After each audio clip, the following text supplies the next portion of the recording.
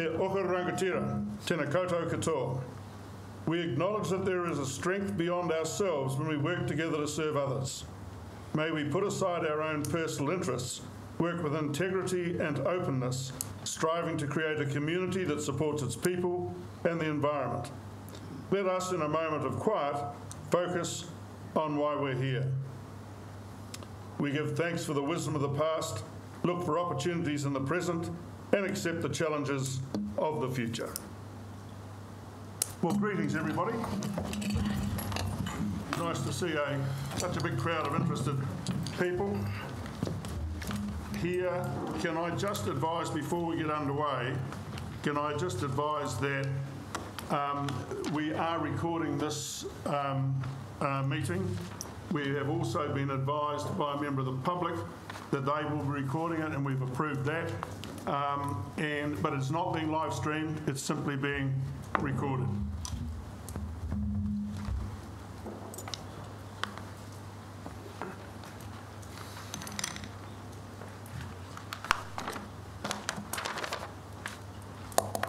So do we have any apologies? I don't think so, because we're all here. Are there any conflicts of interest? We come to the public forum, and can I just advise everybody that normally in a public forum, speakers have 5 minutes each, but there's a maximum time allocated for a public forum of 30 minutes. In this case, we have, in fact, 9 speakers, and I have used my discretion to say that everybody should get their 5 minutes rather than try to squeeze 9 speakers into 30 minutes so that everybody has their say. Could I also advise councillors that under the discretion provided to me by Standing Order 20.1, I am suspending Standing Order 20.6 in order to allow every councillor that wishes to speak to do so prior to a vote being taken. Just to explain that, normally our rules say if there are 3 speakers in a row that speak for one side or the other, then we need to go to a vote. And I'm saying everybody should be allowed to speak before we go to a vote, because we want to hear as many opinions as possible. The standard speaking times will apply to everybody in the public forum. It's 5 minutes. To the mover of the motion, it's 10 minutes with a subsequent right of reply. And for all councillors, your speaking time is limited to 5 minutes. And a bell will be rung to all speakers after, with 30 seconds to go, after 4.5 minutes. So, everybody clear of the rules? We'll get underway, and our first speaker at the public forum is David Kamper.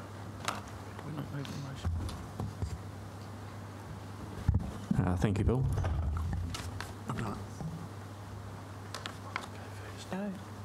So thank you. The LTP process has been a confused process that we've all gone through. The Council's fiscal responsibility is paramount. We talk about $41.3 million for a new build versus in the LTP document it talks about 51 million and then 20 million. So there's a bit of confusion about numbers in general. Social and moral responsibility as well. There's a need to proactively engage with all the community in that LTP process, which we don't think actually has happened.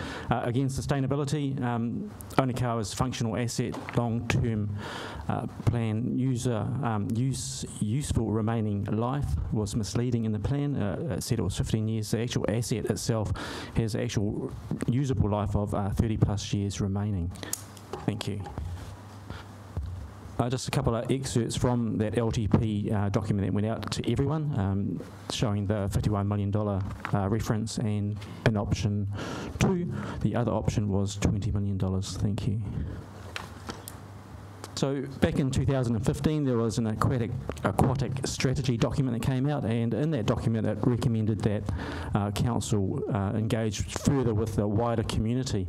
I'm not sure whether that was ever undertaken apart from the specific aquatic users. Thank you. So again, it's about the community. It's not about the aspirations of elected members and council employees. So post LTP, Wayne Jack came out and said, you know, it's an aspirational build. So I said to myself, well, you know, what does that really mean? Thank you. So thanks to Google, I actually Googled what aspirational means, and it means being characterised by aspirations to achieve social prestige and material success. So, is this what the community really wants? Do we want the shiny red sports car, or do we want something more practical and usable, yet comfortable and more affordable?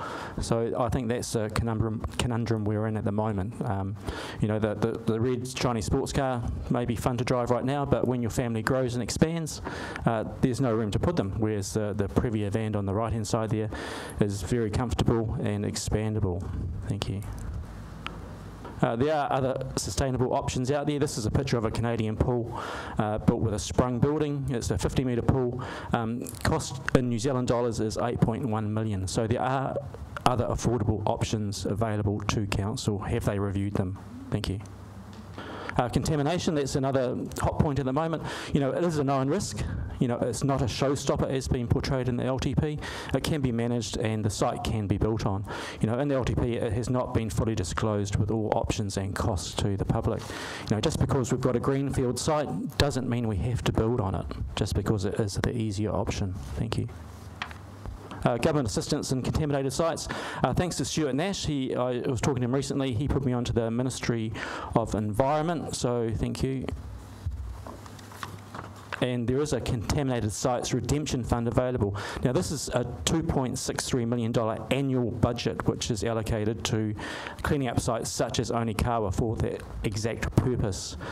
So there is funds available to the council. Thank you. This is just a snapshot of general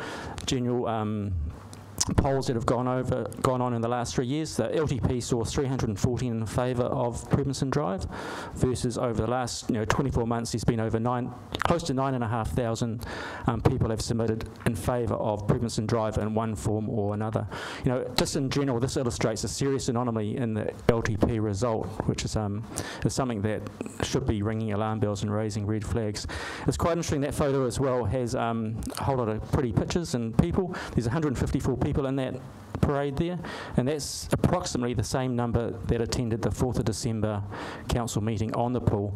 None of those people in that audience supported or vocally supported the proposed solution. Thank you.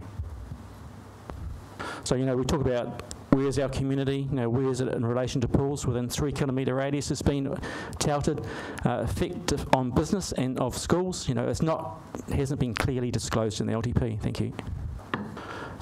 So even after the LTP came out, there was some publications that talked about schools, for an example. It says there are other schools in the area that will benefit, so thank you. This is quite a telling map showing a 3 kilometre radius in yellow from Prebinson Drive and a 3 kilometre radius from Onikawa. The stars show schools, the hashed lines show suburbs that benefit from both circles. So you can see Onikawa has a huge number of schools more aligned with it than Prebinson Drive. Thank you. Again, let's restore the mana of council and listen to the community. Thank you.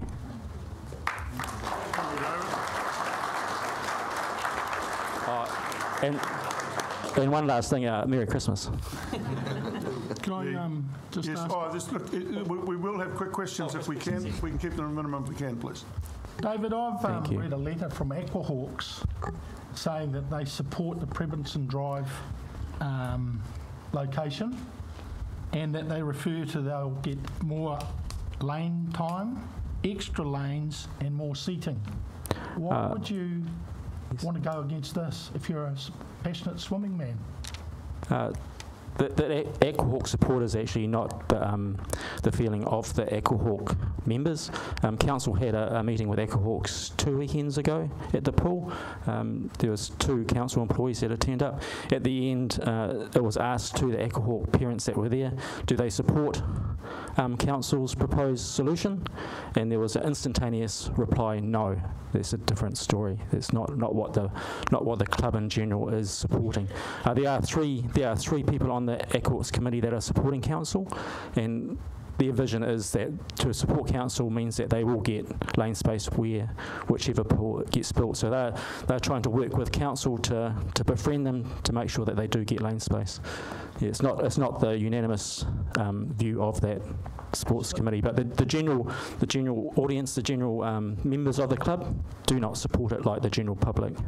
So would it not be appropriate that Aquahawks would write and change the letter? There is a motion at the moment within the committee to do that, yes. So what I ask is, can I finish? What I'm asking is, we've got this meeting today, which you're well aware of, and you're talking about a letter that might come later, changing the letter that we've got of support from Aquahawks. That's strange to me? That is strange, and it is a strange situation, I agree. But Aquahawks are only one small part of the whole community. There are multiple other organisations that are here today that should have been consulted and haven't been. So I'm not sure why Aquahawks are being put up on a pedestal of saying they are a very important user, they are the key in this whole situation. Well, it's not, it's the whole community. And the whole community have stood up, and I don't think there's anyone in this room would disagree, are not happy with the current situation. Yeah, and I fully understand that, and the fact is I'm questioning a letter that was sent to us that I've got a copy of. Yeah, well, that letter or email, I think, was written by Shemaine Soames, which is no longer now the chair of Aquahawks. She has actually left and moved to a Hastings club, so take what you will with that move. So just to clarify, you're going to send a letter at some date saying you've got to change it? There is a meeting planned for January, it's the next Aquahawks Swim Committee meeting, and that is on the agenda. Okay. That will be an agenda item to clarify the club's standing on this whole issue. Thank you. Yeah. Councillor Jeffrey, you had a... Yes, thank you. Thank you, David. Use David, the is mic. it? Use the mic. Oh, thank you. Mike Jeffrey. David, is it correct that the option 2 at Onikawa that went out for consultation had 16 lanes, and the QE2 in Christchurch has 15, and 2 lanes were added to appease the Aquahawks? Correct. That is the case, yes. Thank you. Yep. Any further questions, councillors? Our next speaker is, thank you, David. Our next speaker is Dr. Robin Gwynn.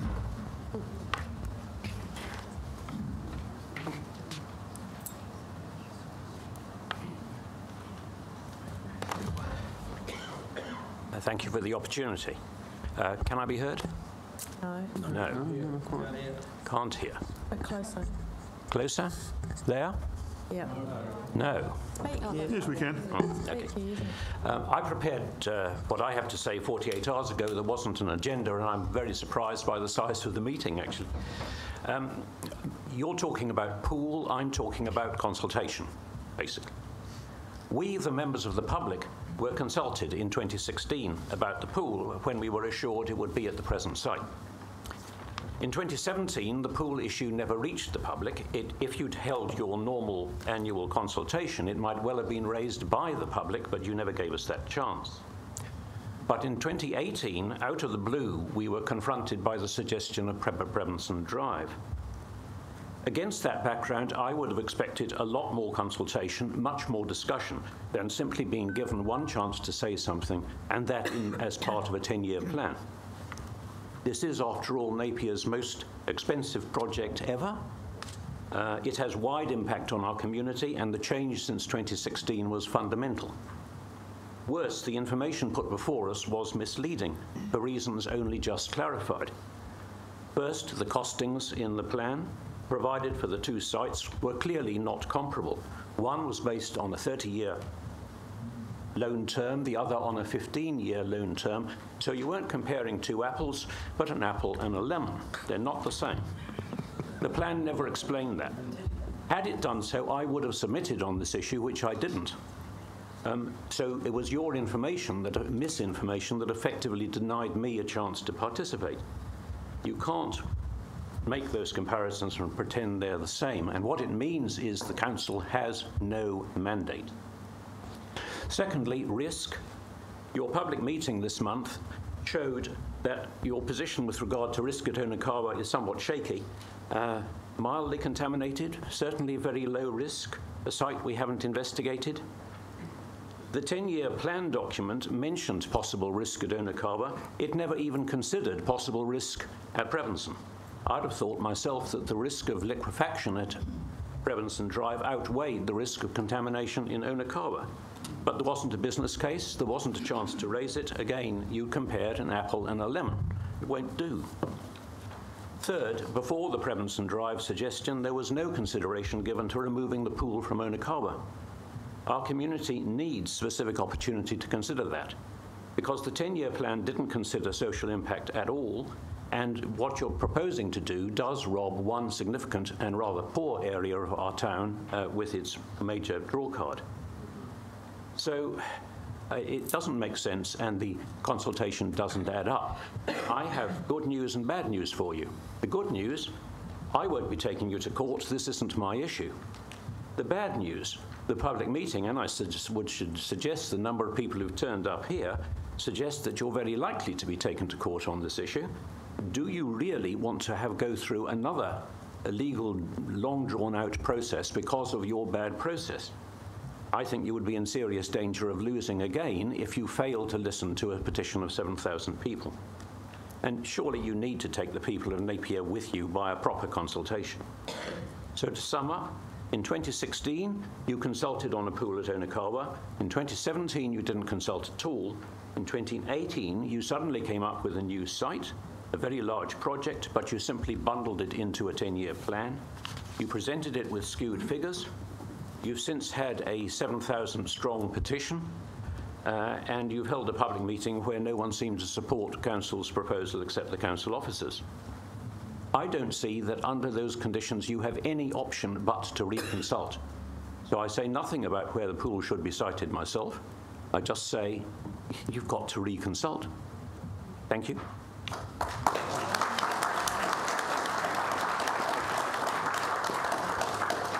Are there any questions of Dr. Gwynn, councillors? As usual, you've made your point very clear, Dr. Gwynn. Now, Minnie, where's Minnie? Minnie and Sally.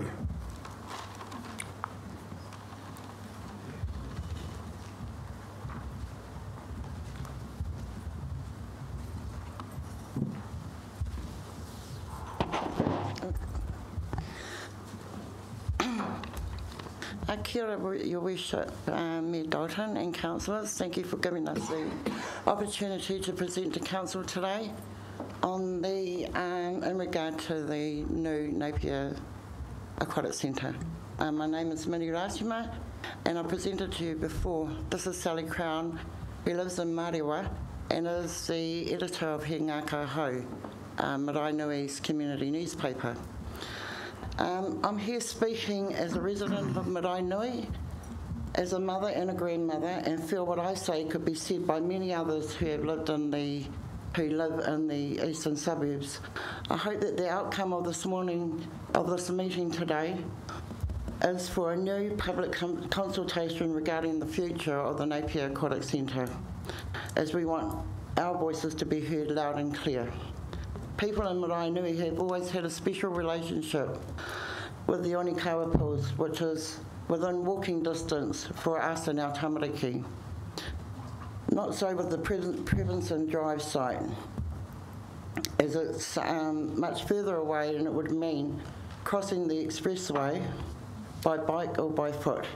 And to parents, and no parents would want their child to take that risk.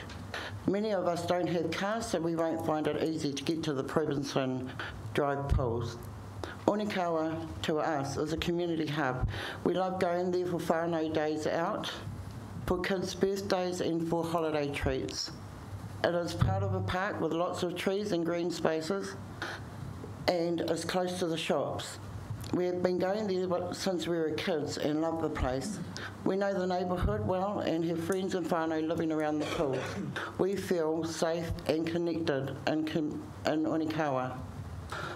Onikawa pools are affordable, though it would be nice if they cost even less. We worry that a big new flash aquatic centre on Prevenson Drive will cost a lot more for families. Many of our residents were amongst the 7,000 who signed the petition in favour of Onikawa after the decision was made, hoping that you would sit up and listen to such a large number of people. Apparently, in the LTP consultation earlier this year, 314 submissions, or 51%, were in favour of Prebenson Drive, and 306, or 49%, were in favour of Onikawa. So if your decision was based on those numbers, why didn't you think again when you got our petition of 7,000? Many of us also had said when you asked last year that they were in favour of a 50-metre pool, but this option was not in the LTP document. Now it seems the whole consultation process is being questioned by some of you councillors as not being fair and favouring the Prebenson Drive location.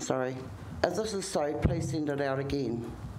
Some of our residents also went to the public meeting on 4th of December on the Prebenson Drive pools, and in a packed room, nobody spoke in support of the Prebenson Drive centre.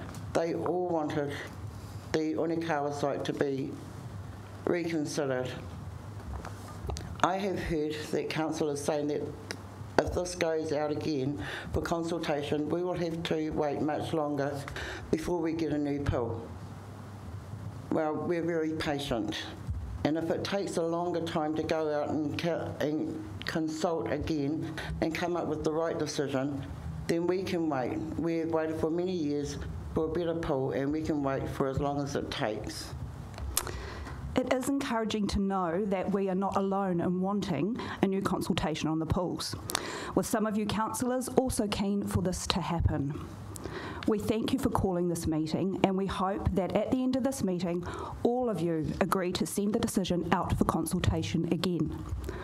Finding in favour of a new public consultation on the Aquatic Centre is an opportunity to respond positively to the voices of the community and people the council represents and works on behalf of. Since you, as a council, voted for the Prebenson Drive option, you have had a petition of 7,000 presented to you saying we favoured the Onikawa option. And you held a public meeting where everyone who spoke in favour of Onikawa. We urge you to have the courage and humility to go out and ask the people of Napier again what they want, where they want it, and seek clear direction from them. Nō reira, tēnā koutou katoa.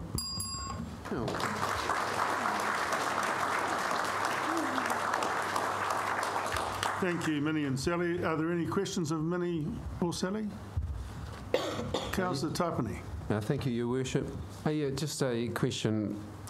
In the report provided to us today, or attached with the agenda, it refers to the fact that 24% of people travel to the pools by car. And I'm just conscious of the fact that you were saying that quite a few members within your particular area of the city, and also my ward and Maxine's ward, would be looking at an additional 2.5 kilometres walk from your current location, taking it from a 3-kilometre walk to effectively a 5.5 kilometre walk on a 28-degree day with your kids, your chili bin, etc., etc. Do you think there's going to be a bit of a concern? How do you think? How realistic is it that this will have a heavy impact on the other residents within? A lot of kids now, and in the past, have walked from school, after school, to the Onikawa pools. Kids that gather together in the Greenbelt on the way from Puramai School, Maraenui School, Onikawa, have gathered together and walked together to the Onikawa pools. They're going to do that, and they're going to have to do it again and walk to Prebenson Drive, and that's straight after school. So their safety is at risk. And I'd hate to see one of them be hurt crossing the expressway. Question? Yeah. Kia ora, Minnie. Kia ora. You're talking about the number of children and how they get to their recreational activity.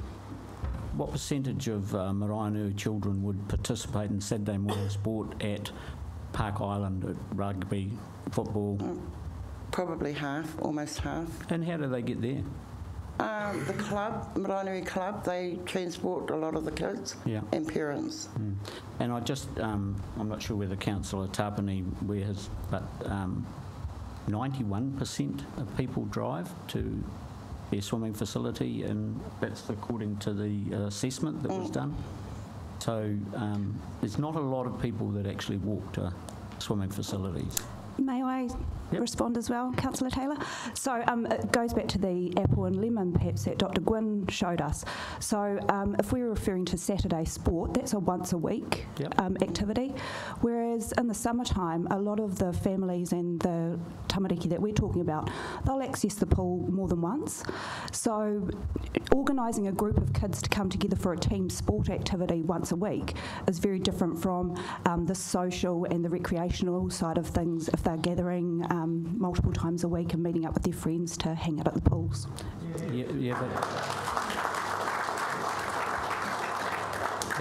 That's very true.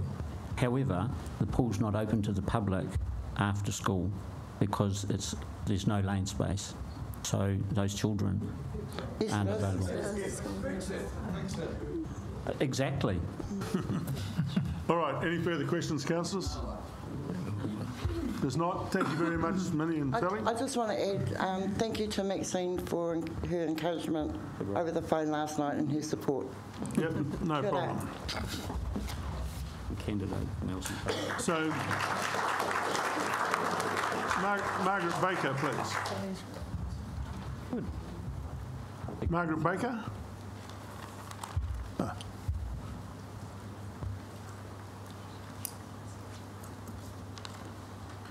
Good morning, everyone.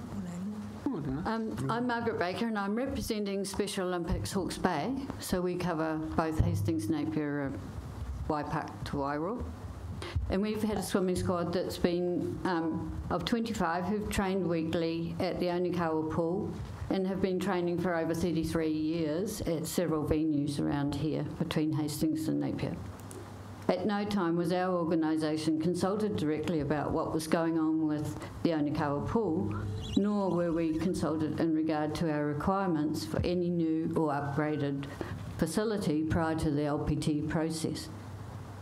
We might only be a small club, but there are 44 Special Olympic clubs around New Zealand, and we are an important part of the community which deserve just as much consideration and involvement as other aquatic groups and clubs.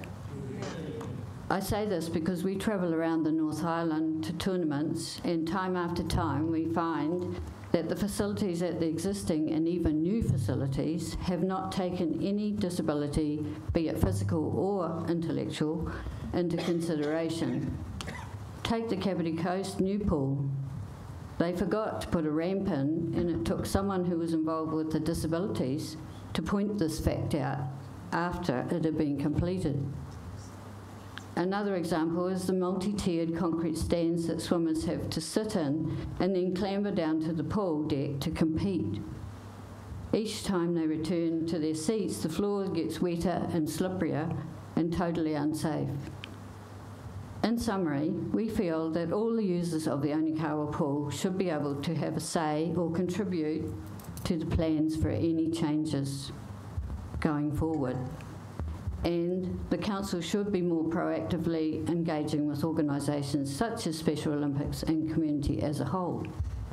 Just as a question to councillors, how many of you are aware of the Special Olympics and that we are a regular user of the Onikawa Aquatic Centre? And in fact, how many of you are even aware of Special Olympic organisation, not to be confused with the Paras? But thank you for making the Onikawa pool available to us at a sustainable price, something we are very worried about going forward. Right, any questions of Margaret? It's not a question, but I'd take a lot of pleasure in answering your question. I'm very aware of Special Olympics, and in fact last week contacted one of your participants who are going to Abu Dhabi and awarded them a $3,000 scholarship, so I'm well aware of it. Thank you very much. I haven't heard of that. Who was it? Cara, is Cara. it? Yeah. Is it Cara? Going with Zara Blake. Sarah, yeah. With the going with soccer. the football team. Yeah. Oh, thank you. That's marvellous. Also add, Margaret, that one of the reasons that we're looking at the pool that we are considering is because it's worked very well in Christchurch, and they have done huge consultation, and we're using their intellectual property in some ways, and they've done huge consultation, and every pool has ramp access. Even the smaller pools have got ramp access, and they've also got lift access if required. But certainly, we were very conscious of that when we have a look at the pool. That's cool. Thank you. Is there any other questions, councillors? Yes. Councillor Jeffrey. Margaret, would ramp access and lift access be mandatory in any new build? We would think so. I don't know how Kapiti got built without it. Exactly. Yeah. Thank you. Well, we're looking at definitely ramp access, and there'll be lift access in addition if required. So thank you, Margaret. No more questions, councillors? No. So Keith Bone. Keith Bone.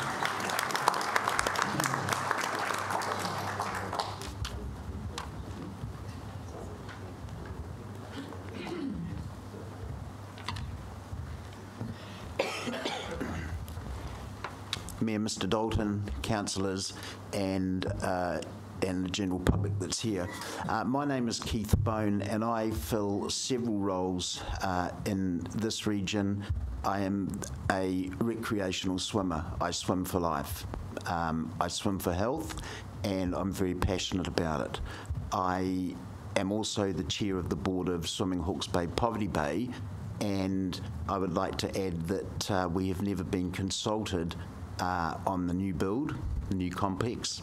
One of the major concerns, the major concern I have is that we do not have enough pool space in Napier, and that's lane space. I think it is absolutely atrocious that members of the public cannot go to the pool before 7 o'clock p.m. Now,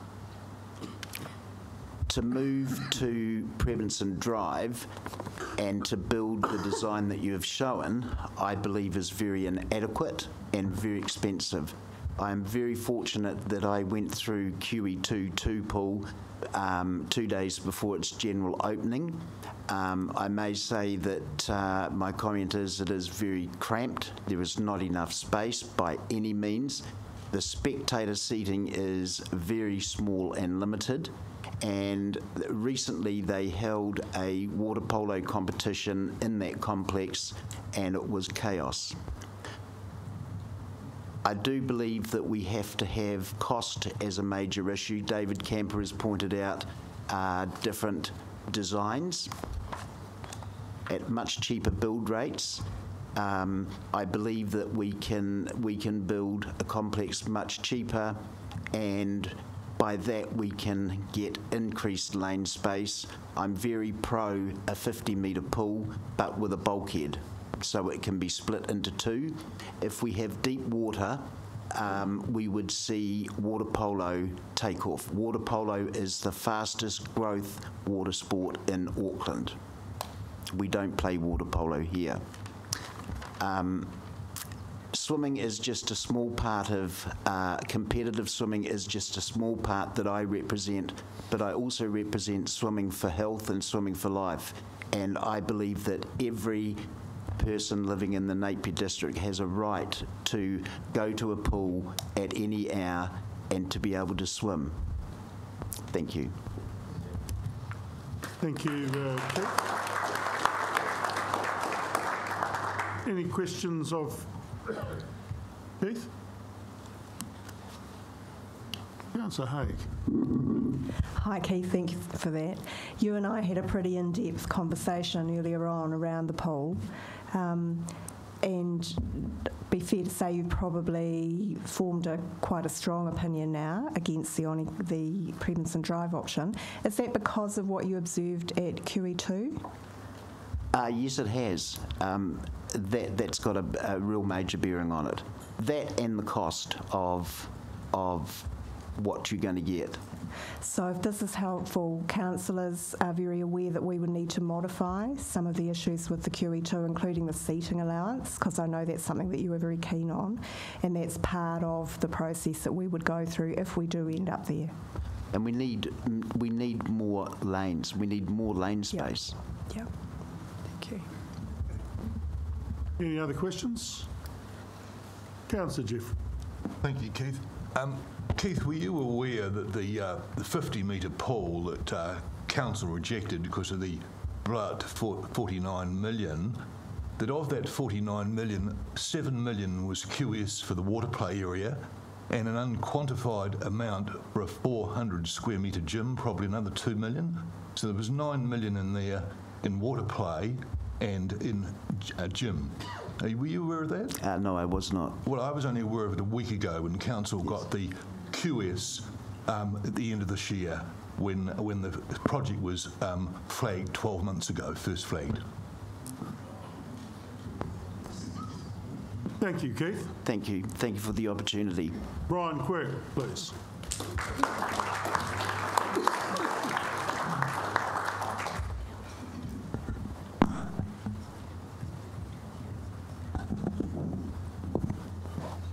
Thank you, Mr Mayor and councillors, for the opportunity to speak here. My name's Brian Quirk. I've been with the West Shore Surf Lifesaving Club for 53 years. I have a background in competitive swimming and indeed in recreational swimming since then.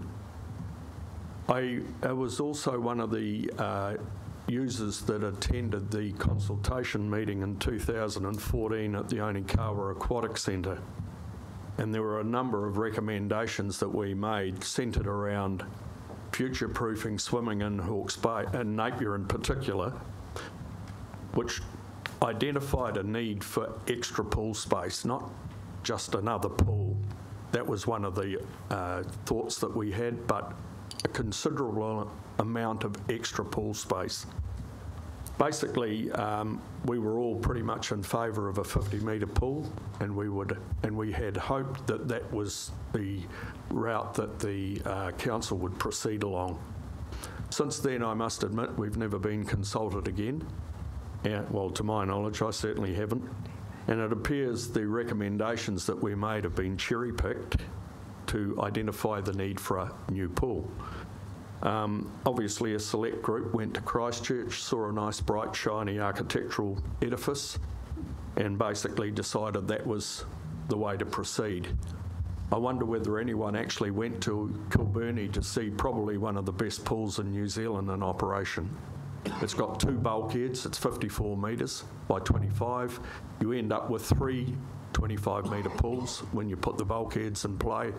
It's an excellent pool. Was it ever considered?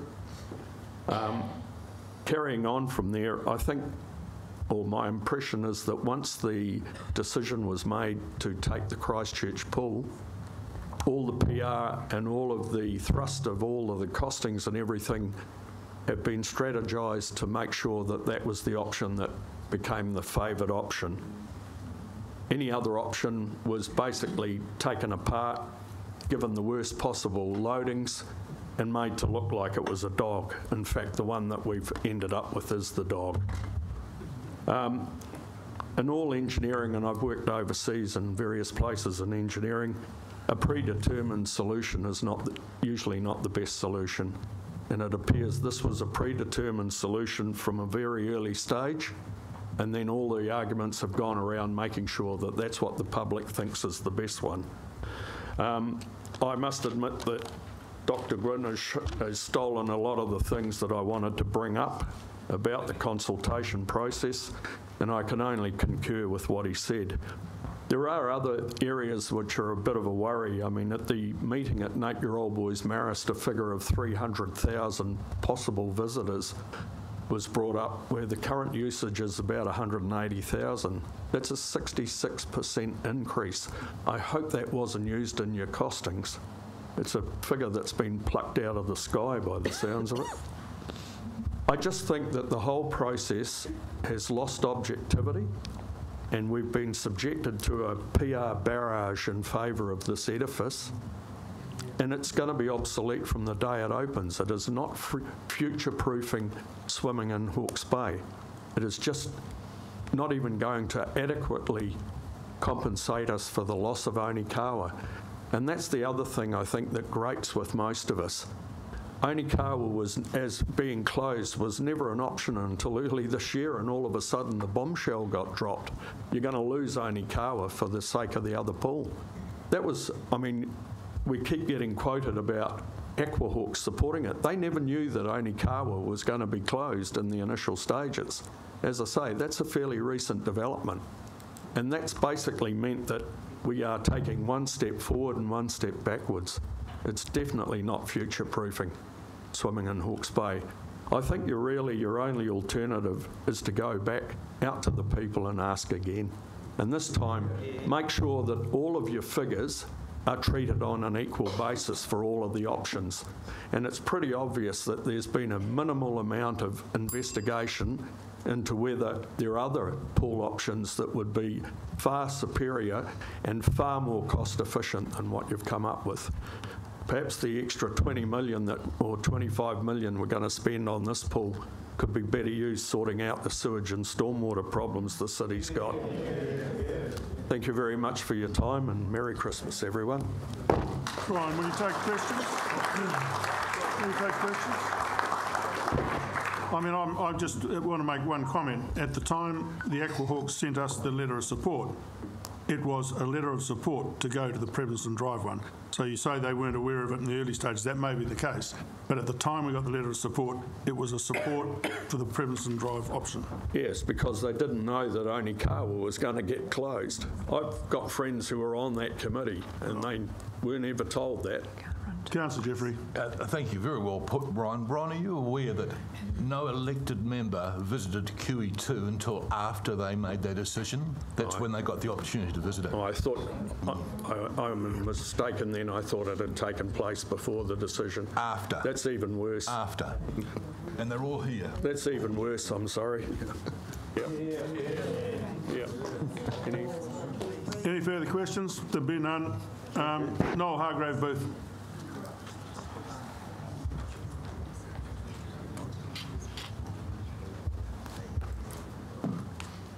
As you can see, right, extensive notes. Pretty brief. Milk eggs. Brian stole a lot of my thunder. Brian and I and a few others coffee 3 mornings a week, and the Napier Swimming and Aquatic Centre has been high on our agenda for a long time, and we have the same ideas on what it should be.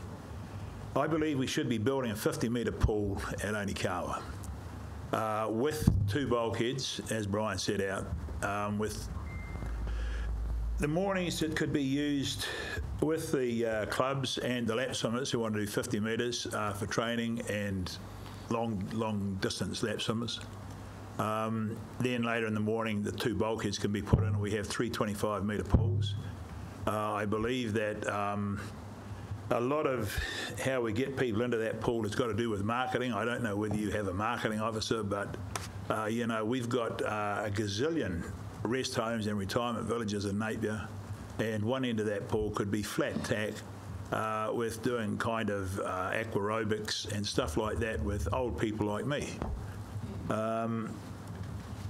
The centre area of that pool could be used for lap swimmers and it'd be open all day, no closing off. They could be there for the whole day. The other end of the pool, and we were talking about, you have been talking about a movable floor in the 25-metre pool. You could do what they've got at Waitakere, which is a raisable floor, but only for half the pool. And you could raise the floor or lower the floor on the other end for water polo or for during the day, schools coming in one after the other using that end of the pool. I think that in your marketing strategy you need to look at the price of entering the pool. I guess if you go back and have a look at your income from the pool, you don't really get a lot of money in from people coming through the door as compared to the cost of running the pool. It's probably negligible. So if you're going to bring in the schools, the retired people at $1 or $2 or something, great. You're going to fill up the pool and it's going to be busy all day. There are about 300 gyms in Napier. I don't think we need another one. all that's going to happen is if you build another gym, it's going to just take business away from the others and create, I think, a living white elephant. Why do we need another gym? I cannot see how that's going to help anything at all. There are gyms on just about every corner. I am right behind the other pool, whatever you call the movable water pool. Great. It's for elderly people, just marvellous. And I think that's an essential. The learners' pools are essential. But let's throw the gym out the door. The cafe, I think, is necessary because you've got a lot of parents sitting there on the side of the pool watching their kids doing their lessons and what haven't you. You need to keep them happy. But why would we not put a 50-metre pool in when we can have 3 25-metre pools working all day instead of one 25-metre pool, which is a good, sound scheme, but I think for a smaller area. It works well in Timaru, Oamaru, it's great. But I think here, and Napier is obviously growing quite quickly, we need a 50-metre pool, and it needs to go at Onikawa. And if you have been to Hastings, the Frimley pool, you'll see that it is mostly above ground. They haven't excavated very far into the ground at all. It was up here. Why can't we build a pool like that at Onikawa so that we don't have to excavate and take away a gazillion litres of infected soil, toxic waste? There's a lot of stuff there that makes sense in what you're saying, but there's a lot of stuff there that doesn't make much sense to me in what you're saying. I think that the whole thing about aquatics in Napier, unfortunately, has been flawed from many, many, many years ago, from way back when we put the 55-yard pool in at Onikawa.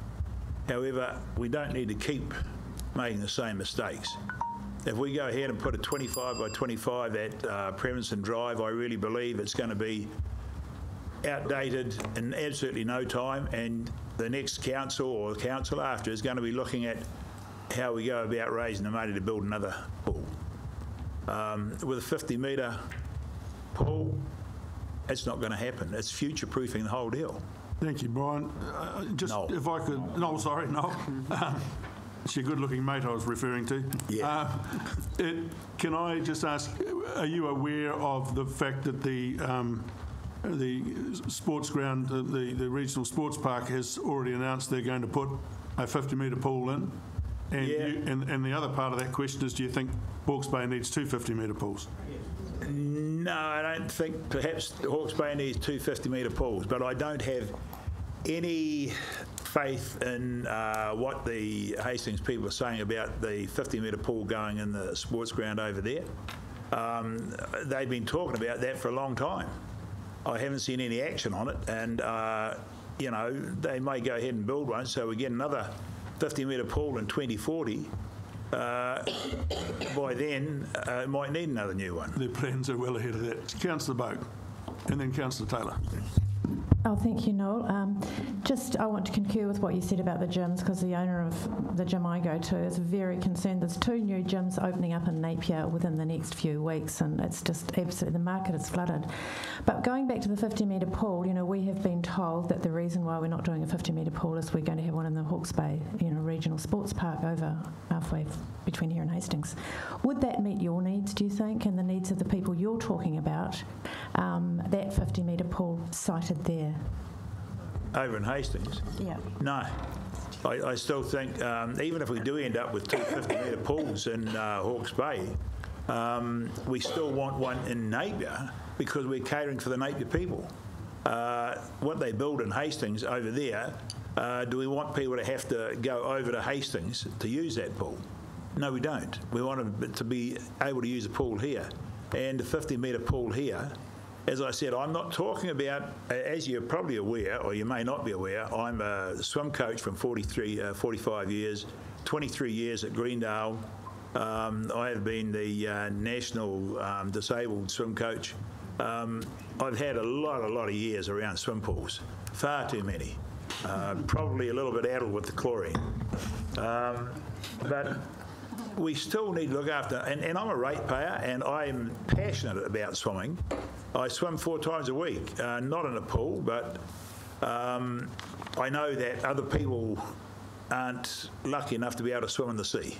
So we need good aquatic facility to look after people of Napier, and we need to future-proof everything. And if we go ahead with a 25 by 25 over at Preston Drive, that's not future-proofing anything.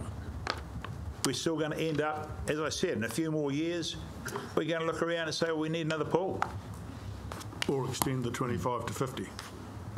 Yeah, well, you see, that brings back, when we were at the meeting over in the Old Boys gym, or Old Boys club rooms, we had the guy from Sport New Zealand saying, we don't think that, or we have proved that building a new facility alongside an old facility does not work. What we're talking about with extending a pool, we'll have a 25-metre pool in there for a few years, and then we want to put extend it to a 50-metre pool. I've never actually heard of that happening, but we'll allow that to go. But that is then contradicting what the guy from New Zealand Sport said, because we'll be building old onto new, or new onto old. So we end up going around in circles, Mr. Mayor. Yeah. Councillor Taylor, did you have a comment? Yeah, Noel, I've not quite as an extensive background in swimming as you, but have been swimming since I was very small. Yep. And I want to just tease out your 50-metre pool with the bulkheads. We have a whole community of under 5s to over 85s, and our over 85s are going up and up and up over the next few years. What temperature do your competitive swimmers swim in? I don't have any competitive swimmers. Well, now. when you had your competitive they were swimming mostly around 26, 27 degrees. So over 85s doing therapeutic or down the other end of the pool, as you said, what temperature would they want? Well, at the moment we've got them swimming at Onikawa, and that's around 26, 27. But what would be their preference? Well, I think once they're in the water, I think 26, 27 is good. You've got to understand that once they start moving, they warm up really quickly. And if we're talking about the therapeutic side, we're talking about putting a hydro pool in there, which will be probably at 32 or 33 degrees. So you would like to see a separate learn-to-swim pool, the hydrotherapy pool, all of those things, and a 50-metre pool? Yeah. Okay. But the 50-metre pool can still, with the raised floor, can still work as a learn-to-swim option as well with the schools. Yep. So you've got everyone coming and going all the time. Yep. All right. Thank you very much, Noel. Thank you, Mr. David Bradshaw.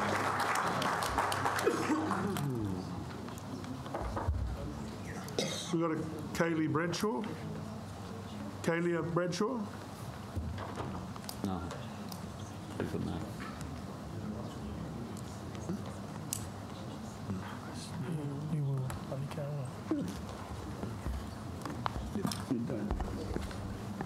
Good morning. You want to hear me okay? Yes. Would you mind just speaking up, because the people at the back have a bit of difficulty hearing, so if you speak loudly it's fine. Thank you. Good morning. Thank you for giving me the opportunity to speak this morning. I am new to the community. I have been in Napier for 12 weeks, purchased New World Onikawa with my family and brought them down.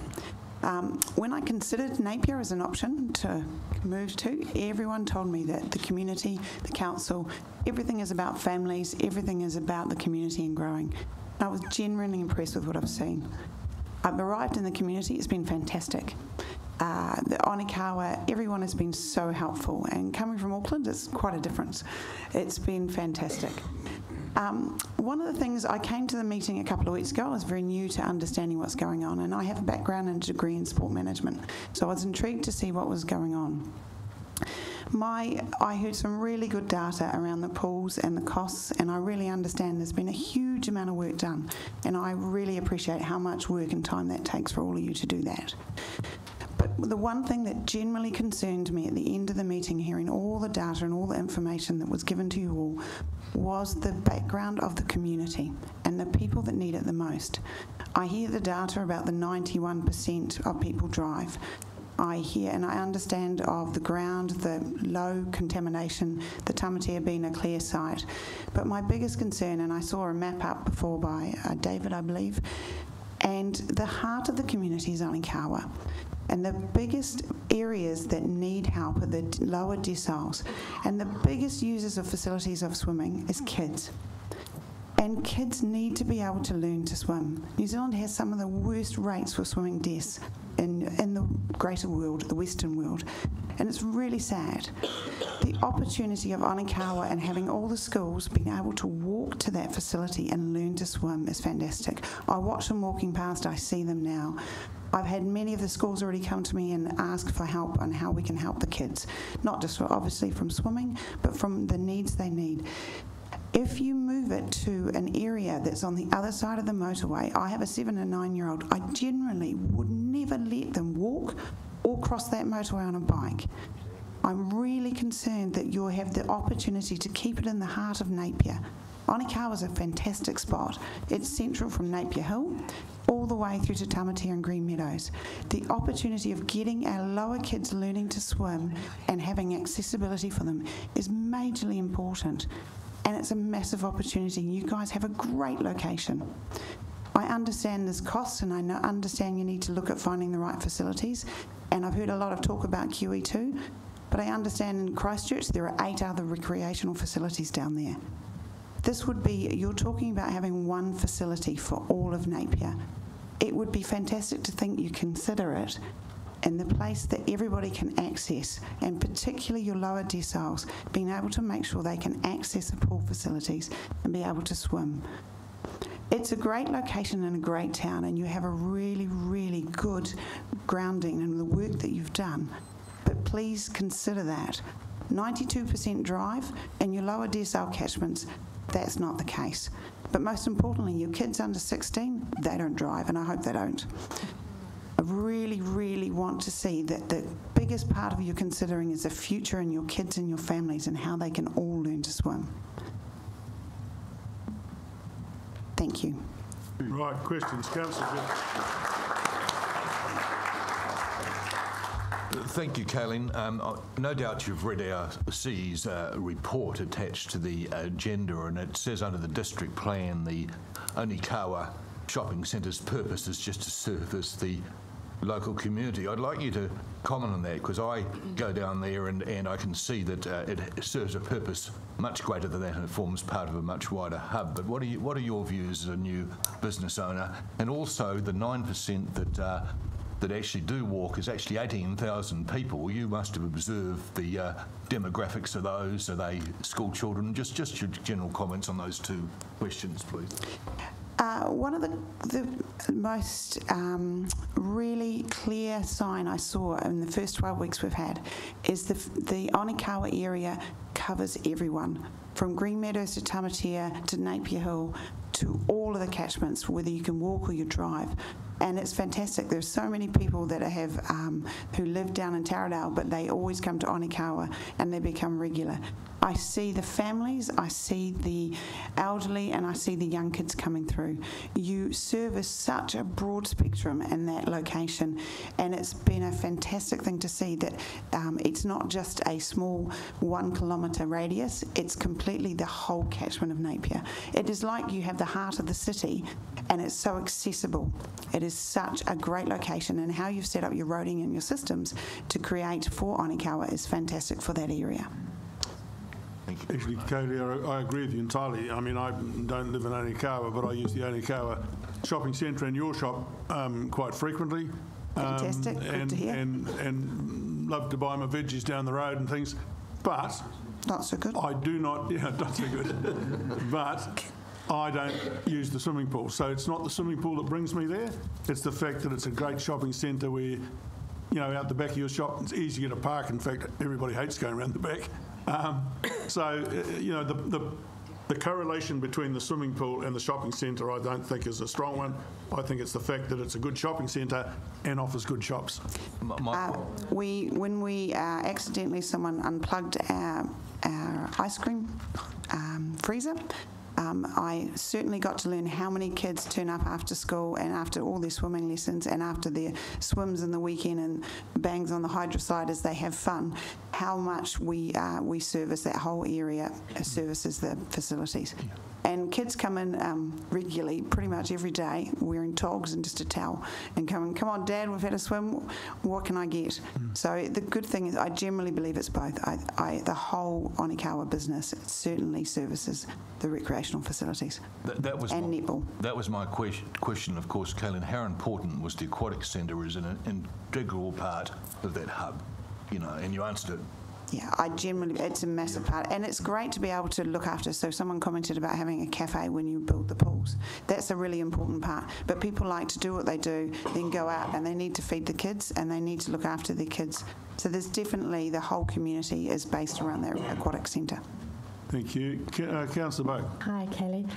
In the publicity that's gone out about the Prebenson proposal, Aquatic Centre, there's a section about transforming Onikawa Park into a recreational green space, cycle paths, splash pads, recreation areas, bike park, bike pump, etc., etc. How do you feel about that? If instead of a pool, there was sort of bike paths and splash pads and things for kids to do? I'd be disappointed. I think the pools need to stay there. I think that is the centre and the hub, so that's definitely where I believe it should be. Making it a recreational facility and utilising it well is certainly an option that would be sound. It's not the best option. Keeping the pools there is the best option. It's not teaching kids to swim either, is it? No. Thank you. Any further questions? Councillor Tuffy. Thank you, Your Worship. Thank you for your kōrero at both the public meeting and today. Were you aware, just a simple question, were you aware that the stats that Council was provided with regards to the number of vehicles or patrons who drive to the pool was based on an open day that we have once a year at the pool, so we get a massive number of people coming in. So I'm just wondering whether or not, given your sport and rec background, do you think there would be value in having an assessment which goes wider than just one day a year? Oh, absolutely. Excuse me, can I just ask Councillor Tupney, not doubting what you're saying, I just wonder where you got that information from? That was during workshops and other council meetings that we've had where information was provided. I specifically asked a question as to where the data was that came from with regards to the traffic and how it was determined at the Onikawa site. And the response I was given by staff was that it was the assessment was done during the open day.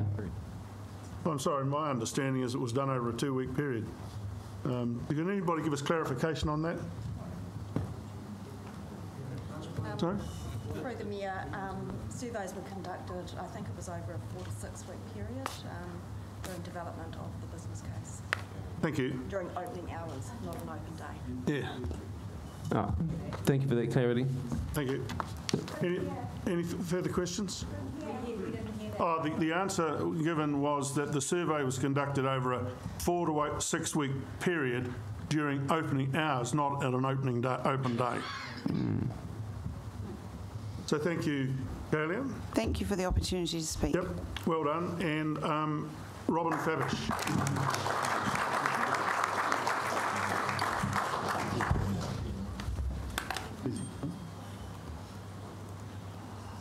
Go. Kia ora koutou te whānau, mihi nui kia koutou katoa ki a koe Bill, kōroa hoki ko Wayne te whānau, ngā kaunihira, mihi nui kia koutou katoa. So I'm the Robin Fabish, principal of Tamatea High School, and want to say thank you very much for the opportunity to come along. I could be parochial and say yes, I want it on the back doorstep of our school. because that would benefit my school, but I'm more interested in what's best for the whole of Napier. I know from my perspective with my own teenagers and teenagers at our school, my impression is that few of them actually use the pool. Most of our kids will go to the river, or Pandora or Waimarama, because it's free, and there's more opportunity for them to do the crazy things that teenagers want to do that you can't always do in a swimming pool. I also notice, having been a user of Pandora, when the bouncy castle was there, that facility was just crawling with little brown kids, and they had to put lifeguards in because it was a real risk. And my reflection is that the lower socioeconomic demograph were highly represented at Pandora, where there was no cost, and there was a cool thing for them to do. And so I also reflected that for kids from Tamatea, because I saw them walking down, across the expressway and walking down Preberson Drive to Pandora. Distance wasn't a factor for them. And in fact, even now, if our kids from Tamatea want to go to Onekawa, which I'm not sure how many do. I know with the younger groups, they'll go with their families and that kind of thing. I'm not sure how many of them actually walk. I was talking to Dan Murfitt, who's the principal of William Colenso, about his thoughts on the new pool. And he and I are both of the opinion that if you're going to have possible problems with building at Onekawa because of the dump site and all of those factors, then it's better to build a new one where you're going to have less unknown costs and less problems, and the prospect of going back to more consultation for a couple of years is not one that we were impressed by. I know that there are a number of schools who are close to Onekawa Primary School, for example. I know they have a swim program, and they're very lucky to have that. Because they can walk and be in proximity. And I think probably the important thing in terms of learning to swim is that we put something in place so that it's not just the schools that are close to the pool that can easily get there. I know Green Meadows bus their kids there, Green Meadows Primary School. But if we were looking to put a swim program in place at our school, the cost of that would probably be prohibitive because we've got other priorities, while it is important. And so probably we need to look at something for all of the schools, particularly the ones that are lower deciles that are a bit strapped for funding, to ensure that all of them can get to the pool. And it doesn't matter whether that's in Onekawa or Prebenson Drive.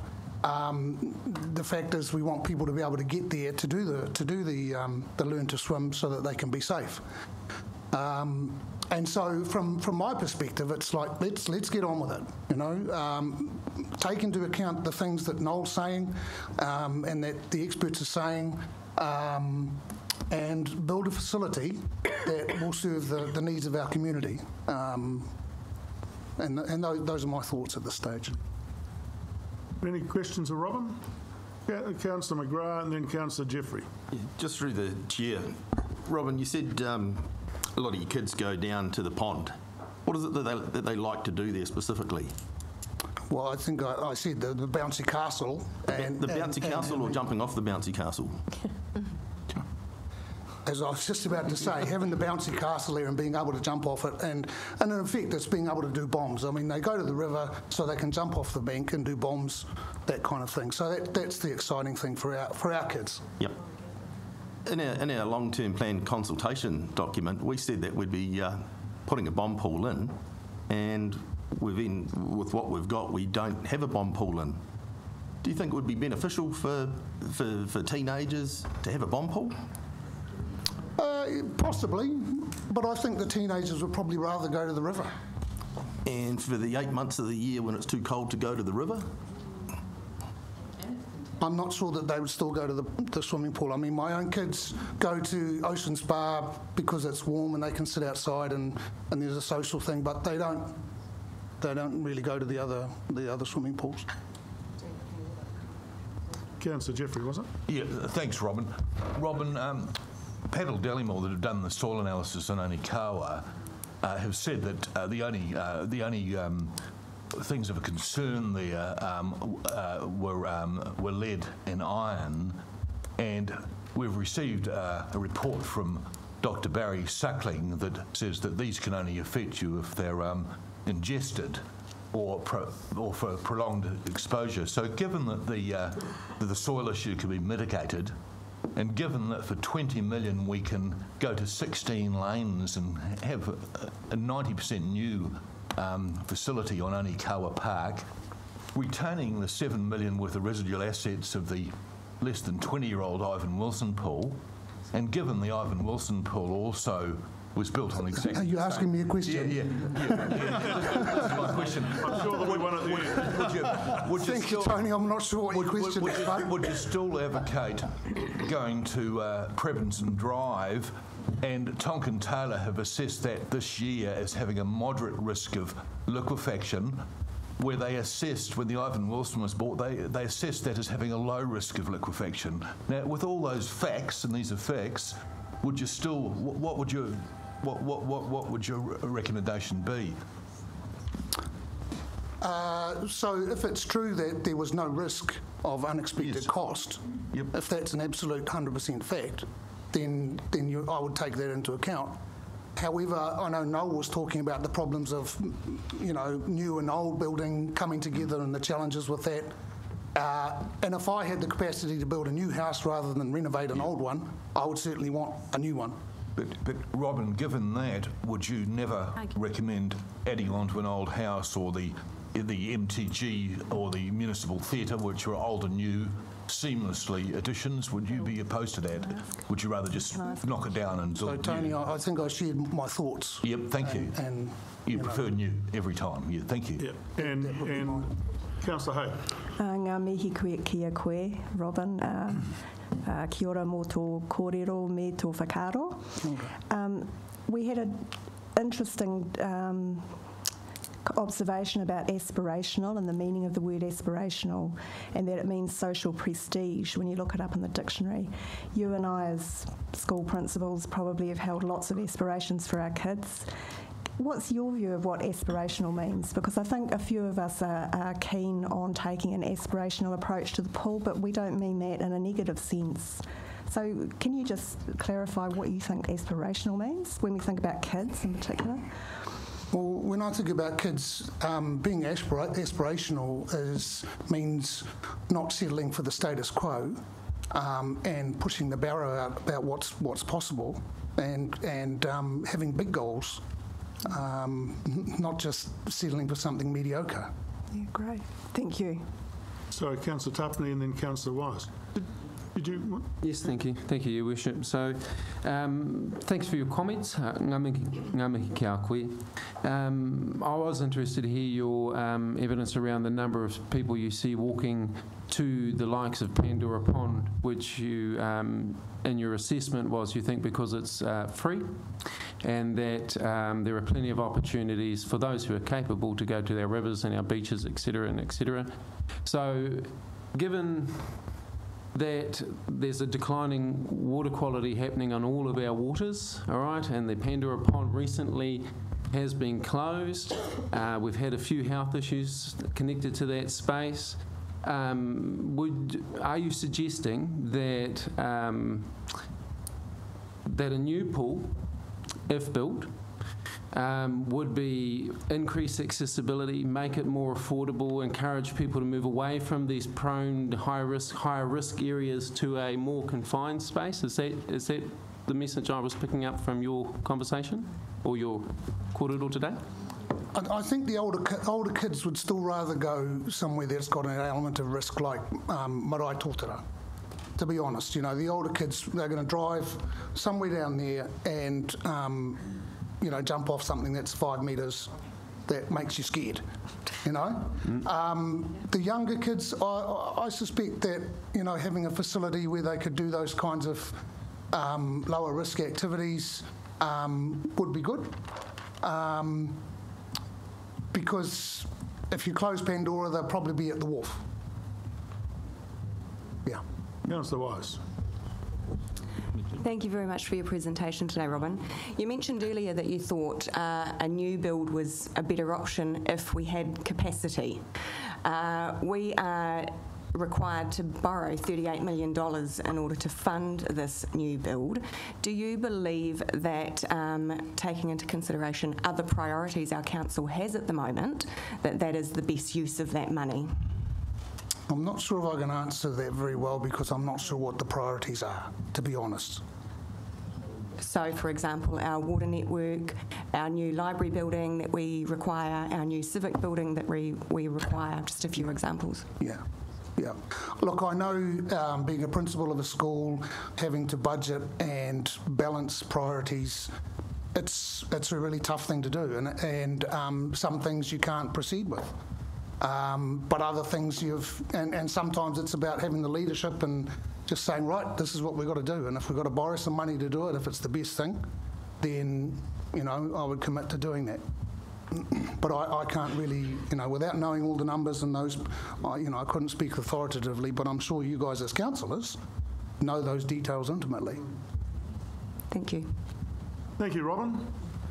Well, ladies and gentlemen, that brings us to the end of our public forum. So we move on to our agenda proper, and the next announcement is announcements by the Mayor, and there are none. Announcements by management? There are none. So we move on to agenda item 1, which is the notice of motion on the Aquatic Centre. And it's been moved by Councillor Wise and seconded by Councillor Bowe. So, Councillor Wise, would you like to speak to that? Yes, thank you, Mr Mayor. The vote today is not about whether our Aquatic Centre should be located at Anikawa or Prebinson Drive. The vote today is about whether the process to reach this decision was robust, fair and transparent. Did we effectively consult with our community? Did we meet the requirements as outlined in our significance and engagement policy? As the largest ever capital project undertaken by our council to provide one of our most vital community assets, no one can argue that this project should be rated at the high significance level of our policy spectrum. This being to collaborate, partner and work together with our community to develop options and identify the preferred solution. The policy states Council will interact in an open, honest and respectful way and provide clear and relevant information. So the question I put to you all today is, have we adhered to these policies, principles and obligations?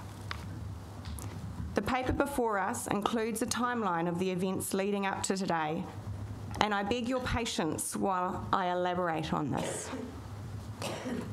The Napier Aquatic Centre strategy was adopted in 2015, followed by the development of a business case in 2016, which included 4 options, all located at the existing Anikawa site. In September 2017, 3 of these options went out for informal community consultation. Feedback was received from just over 2,000 people, with 84.3% in favour of the 50-metre pool. In November 2017, Council resolved to support the development of designs, schedule and costings for the 50-metre pool option to be considered during the long-term plan process. In January 2018, Council was advised the 50-metre pool was no longer viable due to higher than estimated costs and the regional sports park pool project. No communication was undertaken at this time with the community to advise that the 50-metre pool was no longer the preferred option. Also in January 2018, Council was advised of a new preferred site at Prebinson Drive due to the additional costs of approximately $800,000 at Anikawa to remove contaminated soil. Again, there was no communication with the community at this time regarding the new preferred site. April 2018, the long-term plan consultation document was released. This was the first communication with our community that the 50-metre pool was no longer an option and that there was a new preferred site at Prebinson Drive. Early June 2018, long-term plan deliberations were held, including the Aquatic Centre. Submissions were split 51-49%. Numerous submissions were received querying why a 50-metre pool was not included and querying the new location. Our community was split and councillors were split. Councillors were advised they would have the opportunity to re-debate the long-term plan decision when we formally adopted it at the end of the month. Late June 2018, after voicing concerns about the Aquatic Centre decision, councillors were now presented with legal advice that they could not re-debate this decision or change their vote, as this would require them to reject the entire long-term plan and reconsult. In order to avoid holding up the entire long-term plan, a number of councillors voted to adopt it, after assurance there was still a number of gateways to review the Aquatic Centre proposal.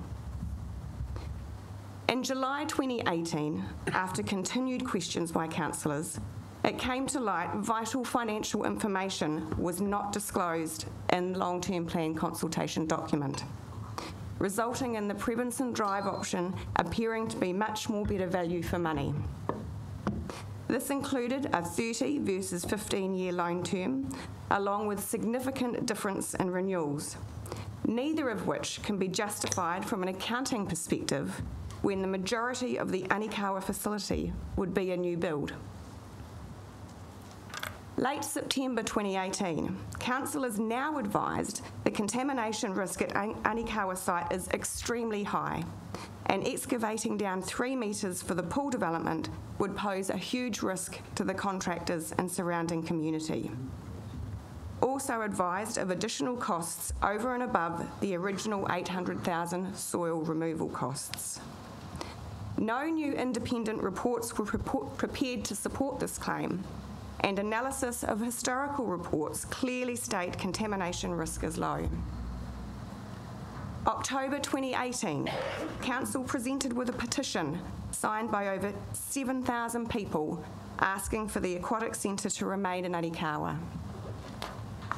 November 2018, due to ongoing questions and concerns, a number of councillors visit the QE2 site for the first time and are informed by the Christchurch City Council project manager that minimal excavation was required as the pool was built on top of the ground, not 3 metres down as councillors had been advised. Early December 2018, a public meeting is held to present the Prebinson Drive development and answer questions. Approximately 150 community members were present, and not one person spoke in support of the move to Prebinson Drive. And so we find ourselves here today when 6 councillors could not sit back any longer and filed the notice of motion we're now here to debate. We received the report before us at 4 p.m. on Tuesday afternoon, and I thank the staff for the effort that has gone into producing this on top of their existing workload in the lead up to Christmas. Disappointingly, however, yet again we are presented with new information with regards to the risks and additional costs associated with the Anikawa site. The paper claims we have received independent advice from experts in the fields of construction, engineering, site contamination and sports facilities, all supporting construction at Prebinson Drive. However, no formal reports have been provided. In fact, we are still waiting on the geotech report for the Prebinson site, which we know has a higher liquefaction risk than Anikawa, and no contamination assessment has been completed on the site at all. What we do have is a report from Dr. Barry Suckling, who spent many hours analysing the historical council-commissioned reports on the Anikawa site, and this clearly shows the contamination risk is low, as is the risk of liquefaction. So I reiterate my original statement. We're not here today to vote about where the Aquatic Centre should be located. We are here today to vote on the process and whether we have effectively engaged with our community. Our community, who provided overwhelming feedback in September 2017, supporting a 50-metre pool at Anikawa, and then heard nothing further from us until April 2018, over 6 months later, when they received the long-term plan consultation document, which proposed a facility modelled on the QE2 complex and located at Prebinson Drive, a new design, a new location, and a consultation document which contained limited and, in my opinion, biased information. As councillors, we have been presented with significant new information since the adoption of the long-term plan. We have had countless meetings, as outlined in today's paper, and yet our community has only been invited to one public meeting on the 4th of December to seek information and ask questions on the proposal. So the question I put to you all today: have we interacted with our community in an open, honest and respectful way? Have we provided them with clear and relevant information? Have we provided them with ample opportunities to engage in this process? If the answer to any one of these questions is no, then we have a legal and a moral obligation to vote in favour of the notice of motion before us today and go back out to our community and reconsult. Thank you. Thank you, Councillor Rice. Can I just, before we ask for another speaker, just ask for a point of clarification? I've seen the Geotech report on Prebinson Drive. Am I the only one, or has it gone out to councillors? You're the only one. It was provided to us in a workshop. I was there. Was I the only one there? It talked about littoral spread. It certainly has been provided. Further speakers? Who else would like to speak? It's going to be a short meeting. I will speak. Now, I'd firstly like to say through the Mayor that I respect the views that have been expressed today and hear their concerns. I also totally respect that people find this issue emotive and controversial.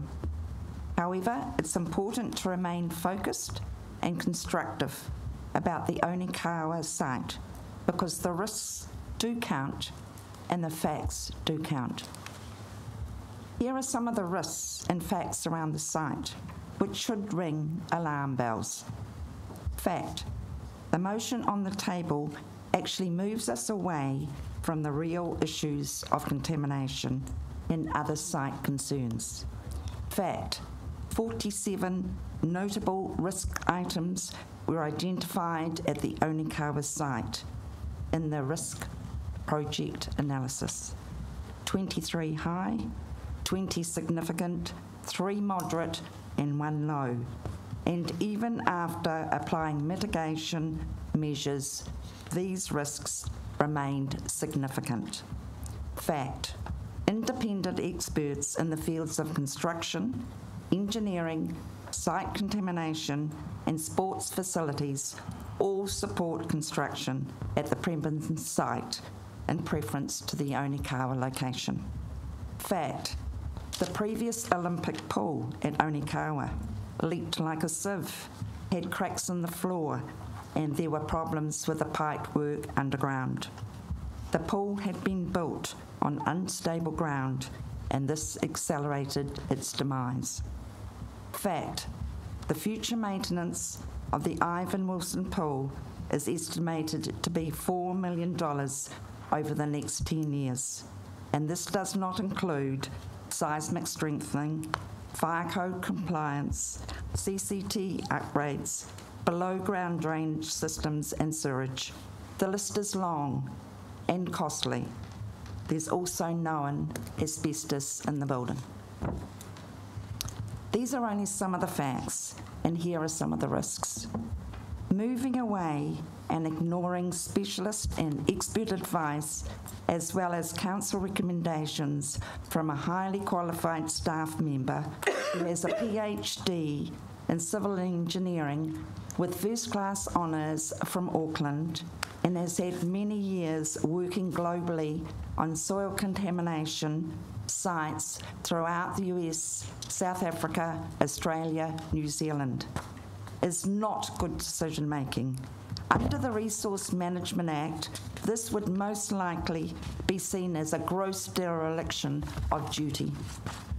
Think of Abbotsfield in Dunedin and Bella Vista in Tauranga, where infrastructure was built on unstable land.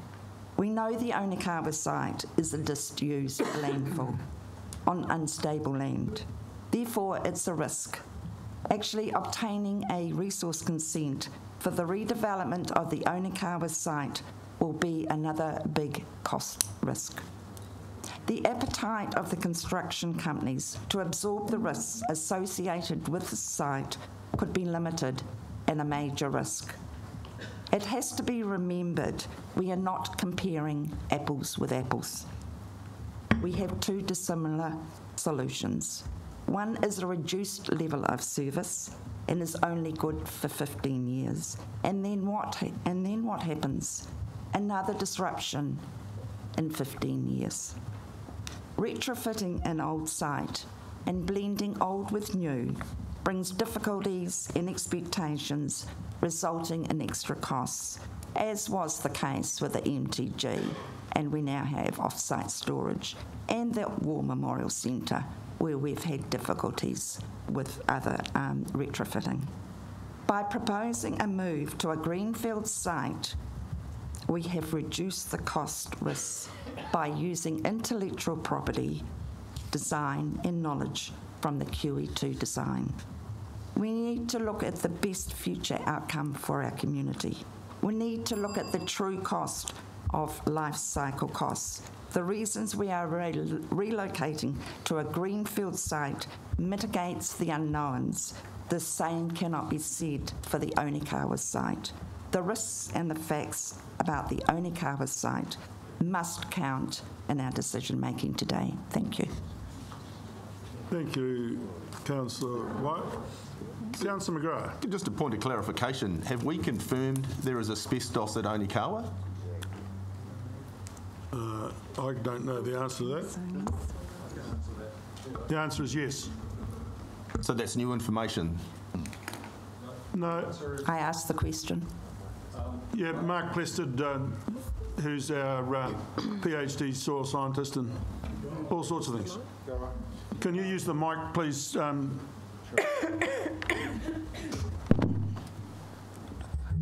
The answer to the question is asbestos has not been encountered in any of the 6 soil samples taken and tested. That was taken by Paddle Dallimore when the original site assessment was done in 2009. Their report explicitly comments that given the period in which the landfill was active, asbestos is probable. Like encountering when you're putting a soil boring into a 7-hectare landfill, it's unlikely you're going to hit the boiler that was pulled out in 1958. Sorry, through the Mayor, my question was, has asbestos been found on the site? No, I said... Councillor White said... Ivan Wilson Pool. I said the Ivan Wilson Pool. Okay, has asbestos been confirmed at the Ivan Wilson Pool? Yes. Is the answer that? Yes. Are you talking about in the pool building or in the site? Councillor White. I said the Ivan Wilson building, Ivan Wilson Pool. So can you answer that, Glenn?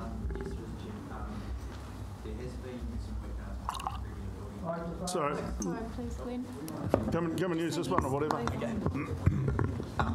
There has been some work done as part of the regular building maintenance processes out of the property team and they've picked up, and we've got an asbestos management plan for the material that's been used in the buildings all across the site. So yes, there is asbestos used actually, which has been managed through. Yeah.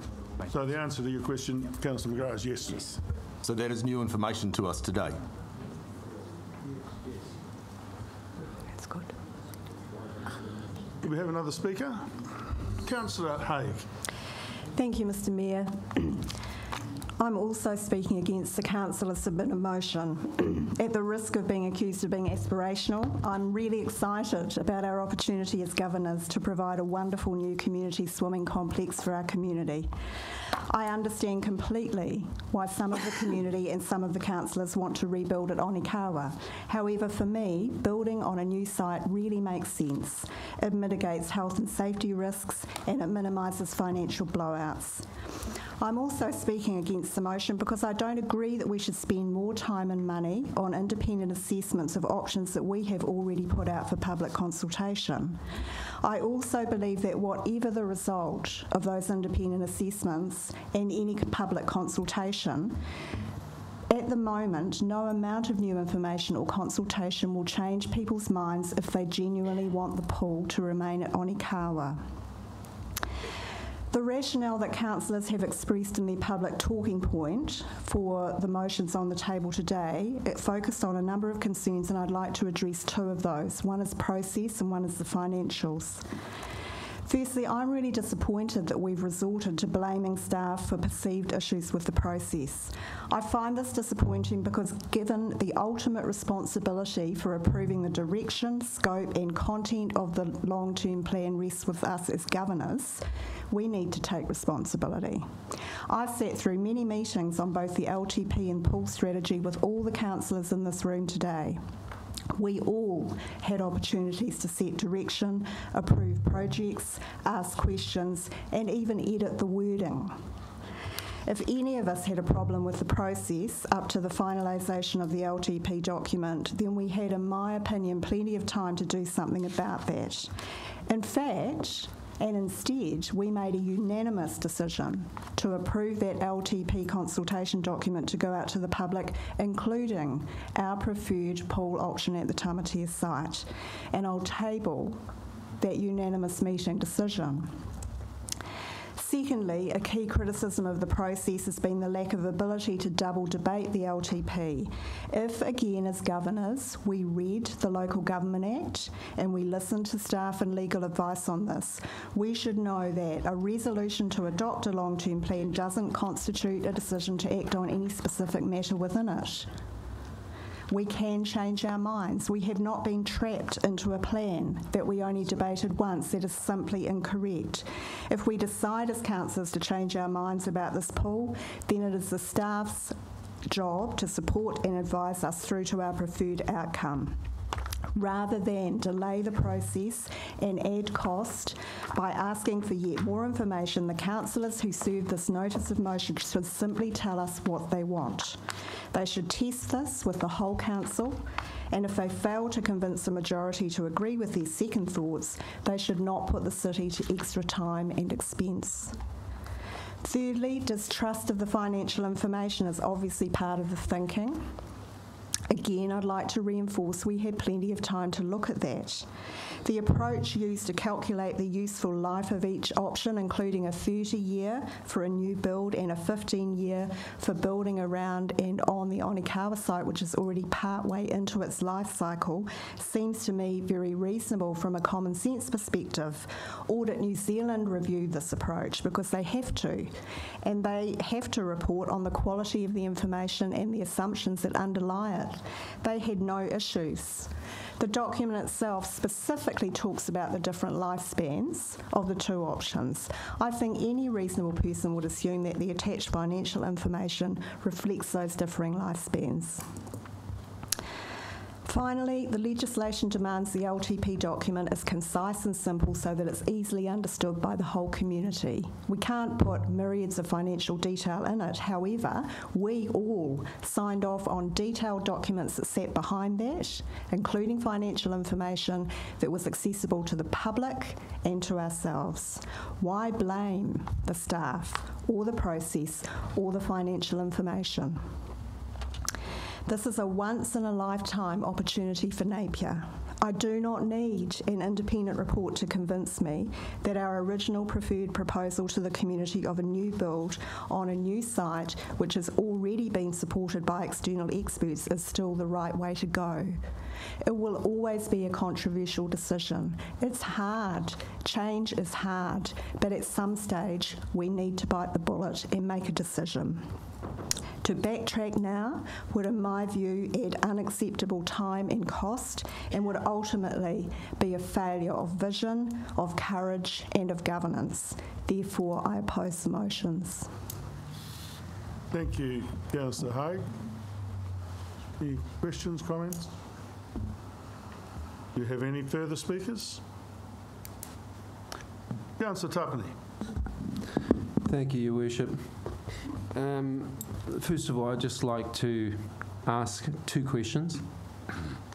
I remember specifically when the LTP was passed that I voted against it because of the impacts upon my constituency particularly. It interests me that once again we have documentation in front of me with our brand on it which doesn't reflect my interpretation of a meeting held in the past. So my question is, why, when I specifically asked during the passing of that motion that my objection or my statement voting against the motion, that it had been noted in the minutes, why it is not there? What am I missing, please? The date of the meeting. It was a different meeting. Through the Mayor, Councillor Tapani, the meeting that you're referring to took place on a different date, so what's been provided to you is a decision made in April. And the decision that you're referring to, which was captured in the minutes, was the 29th of June, the adoption of the LTP. Okay, thank you. So, sorry, could I just, sorry to interrupt, yep. However, the paper that we have here today refers to the LTP being adopted unanimously by councillors, and I believe that's what Councillor Tapani is referring to. He actually did not vote in favour of adopting the LTP at that 29 June meeting. I clearly recall that. I'm sorry, but I think you're right. We agree. Yes. So that's correct. So that should be corrected in the paper that we're debating today. And just, can I just clarify, this may have been set off by a comment I made. The comment I'm making is that we unanimously approve the LTP document to go out for consultation to the public. Thank you for that clarity, Councillor Hagan. I agree, we did, absolutely. So, first and foremost, Your Worship, I'd like to start off by saying I'm quite happy to stand behind the decisions that I endorse. I'm happy to accept the responsibility that comes with those positions, and I am confident and pleased with the efforts of our staff. So this was not a matter of challenging them or a lack of courage or vision on my behalf. Instead, I am concerned that the majority of information which was presented to us as councillors pertaining to this particular LTP decision was provided after the deliberations of the LTP. My biggest concern is that even with all of this fantastic information that's been provided to us since the LTP and since the deliberations, not before, not when we should have been engaging and consulting with our public, but post, we've got a plethora of information, a number of reports. We've got plenty of evidence supporting the favour of a new greenfield site. By comparison, we don't necessarily have exactly the same apples for apples comparison with the Onekawa site. But as was stated by Councillor Wise, I'm less interested in which site we select, and I'm more interested in the fact that we have dwindling reserves, we have major expenditure coming up over the next 10 to 15 years, including our three waters, the work on the Pandora Pond, the aquarium. We've got rising sea levels, which are looking at the coastal hazard strategy. We've got some significant costs coming forward, and these too will result in amendments to our LTP. And I am cognizant of the fact that a lot of this information while we were aware of it before the LTP, we're now becoming aware, just as we are with the pool aquatic solution, of things and information and reports post the LTP decision. My greatest frustration is that even with all of this information and the comments around how there have been misrepresentation of figures, etc., even with all of that, we do not have a clear indicator from our city and our residents that this is the clearly preferred option. It passed by 2%. And the city was still divided, even though they were given information which perhaps didn't compare apples to apples, but more apples to lemons.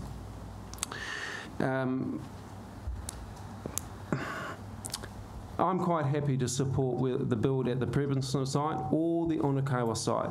What I'm unhappy with is that, and what I have grave concerns with, is that this decision has been a bit like building the plane mid-flight. And while we're having a lovely view, we haven't actually realised we've left all the passengers, being the residents of Napier, back at the terminal. I think that if we want to enter into a decision that looks at the largest spend that Napier City has seen in its history, we should have a significant indicator from our public. And if the public comes back and says Prebenson Drive quite clearly is that option, then I would have the confidence to continue to support that position at council, but I don't have that currently, and that's still missing for me. I'd like to finish off by asking one last question to the Chief Executive. So much material has been given around the Onikawa site, and I'm curious as to perhaps you can help me with my interpretation. I understand that we being the Napier City Council have been taken to task in the legal forum around liability for building in or around the Onikawa site by private residents. And as a result of that court case, it was shown quite clearly that the risk is low to minimal. We have a couple of reports that indicate that while there is iron and a number of other elements below the surface, that we still have provided for a plunket to be built there, an omni gym to be built there. We've done excavation works there. We're still working on that site.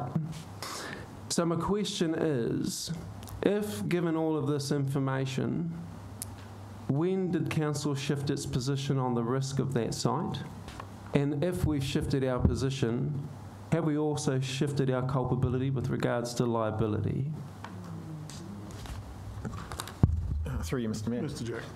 You're talking about two different activities. The one which you're referring to is the residential developments which have taken place there.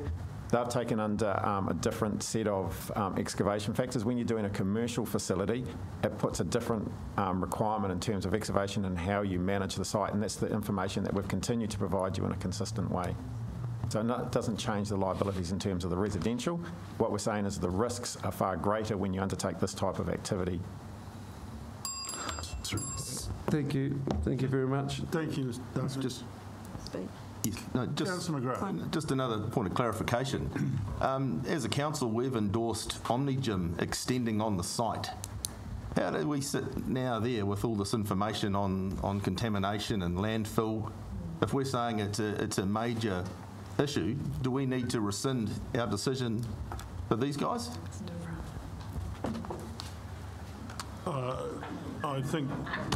I think it's actually not a relevant point, Councillor McGrath. I mean, at the end of the day, we can't. We're talking about what's the best plan, or whether we have followed the right program or the right process to decide where the pool goes. We don't want any red herrings. I mean, this argument about pools. Those of you that have been around Napier as long as I have will remember that when they were closing the pool on the Marine Parade, that argument went on for 40 years about how they were going to close it, whether they were going to close it, whether it would go to Onikawa or not. It went on for 40 years. My worry is we might be undertaking another 40-year regime. Councillor McGrath, or was it Councillor Jeffrey? Who wanted to speak? Just a question there. Councillor Jeffrey. Look, the LTP consultation document is exactly that. What it is a collective vision of council that goes out for public consultation. It doesn't mean every councillor has to agree with every project. Councillor Haig will recall quite clearly right through the seminars I did not support Onikawa, and I was asking questions about the financials. I wasn't getting any answers. I was getting more red herrings than a Agatha Christie plot. I arrived at the LTP meeting, and I again spoke to the chief executive, and I said, this is smoke and mirrors, which he obviously denied. So afterwards, I spoke to Councillor Wise. It was only then, probably a month after the decision was made, that I got these spreadsheets. Now, I'm not blaming staff. Council don't employ any staff. We employ one person, our chief executive. The staff are employed and under the chief executive's brief. I've got no truck with staff. The staff member was most helpful. I went through these documents, and suddenly I worked out why the financials... Excuse me, Councillor Jeffrey, would you mind talking into the microphone rather than looking that way? Oh, sorry. Suddenly it became clear why the figures didn't add up. The $51 for the $20 million project at Onikawa were over a 15-year financial term. The $16 at Prebenson Dive are 30. So from year 16 on, you keep paying that $67. There was also a transfer to both projects of $56 from the existing Onikawa pools. So you are 123 and 116. If you put the same financial term on Onikawa, 30 years, and remember 90% of this was new build, it would cost $39 per ratepayer. If this site at Prebenson Drive is so good to build the pool on, you could subdivide it and sell it for sections. You could put that money towards the $13 million loan and borrow very little. Now, in the year since the the decision was made, so there's some real emerging issues. We need a new stormwater outlet. We're told that funding for tap water is pretty tapped, and we're rejigging our long-term plan to try and speed that up a bit. We've only got $9 million in the plan for a library. We don't have any civic building at all. We're paying $800,000 rent for our accommodation. Our social housing, we're reviewing at the moment. We've got 240 people on the waiting list. There's $4 million worth of deferred maintenance. Our balance sheet is under so much pressure, the incoming council won't have any wiggle room at all if we go ahead with this. I don't believe it's affordable to borrow $34 million for what I see as a vanity project. But that's not. But that's not the issue. Dr. Gwynn hit the issue. It's the absolute denial of democracy. I mean, these figures, I don't. But whether it was inadvertent or whether it was enthusiasm for the majority of one's preferred project, I don't know. But the point is, this information was incorrect, incomplete. When you go through the columns on the renewals, there's 350 renewals for the project at Prebenson Drive, but 560 for Onikawa. At year 15, there's 4 million residual left in here to redo that component. The contaminated soil just doesn't stand scrutiny. I mean, Dr. Suckling's report just is very, very compelling. The only asbestos found was in the roof when Opus did a review. They did a line-by-line review. The existing building needs $1.6 million to bring it up to to a very, very good standard. 60% of the asset was reviewed was very good to good.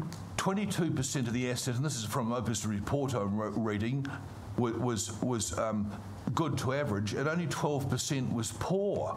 I mean, we've got a bloody good building there with $7 million worth of residual assets.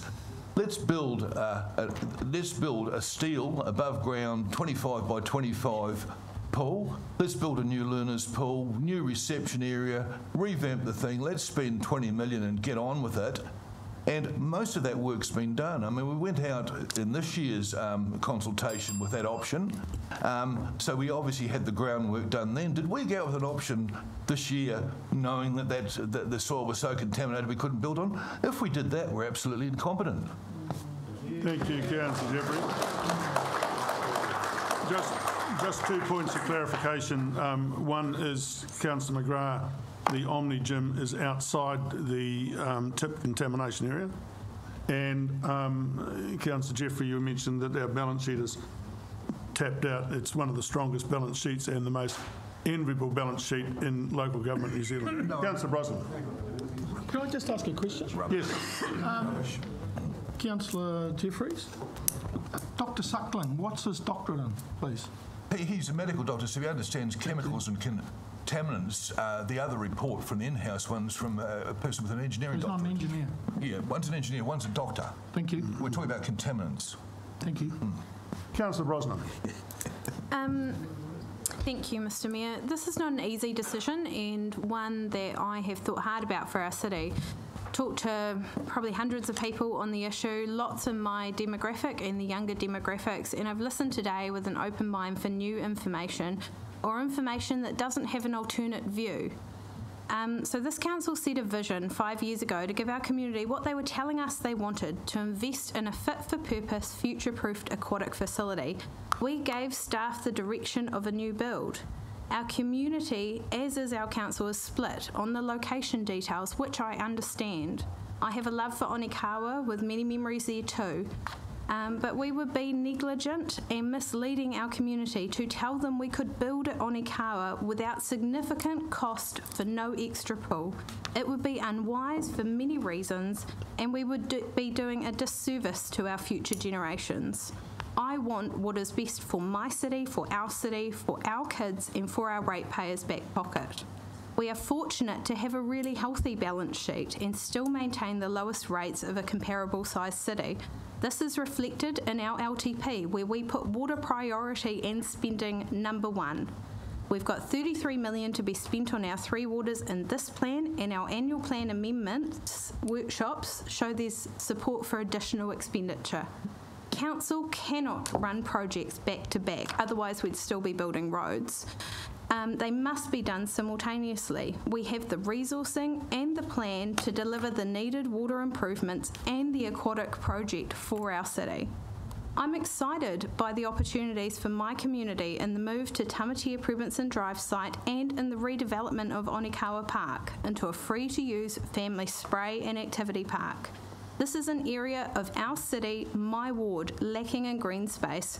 We are in no way abandoning the site or ripping the heart out of that community. Those statements are emotional blackmail. It will be a great community park, close to the areas described as lower socioeconomic. It will complement the existing park users, and it will give us an opportunity to master plan what is now an ad hoc and piecemeal collection of buildings and activities. The Onikawa shops are an awesome, pumping little centre that services a lot of our neighbourhoods, and that I personally visit them at least twice a week, never once associated with a pool visit. Although we are moving one facility, I'm confident with my lifelong Napier background that the patronage to our new redeveloped park will complement, not detract from the centre's success.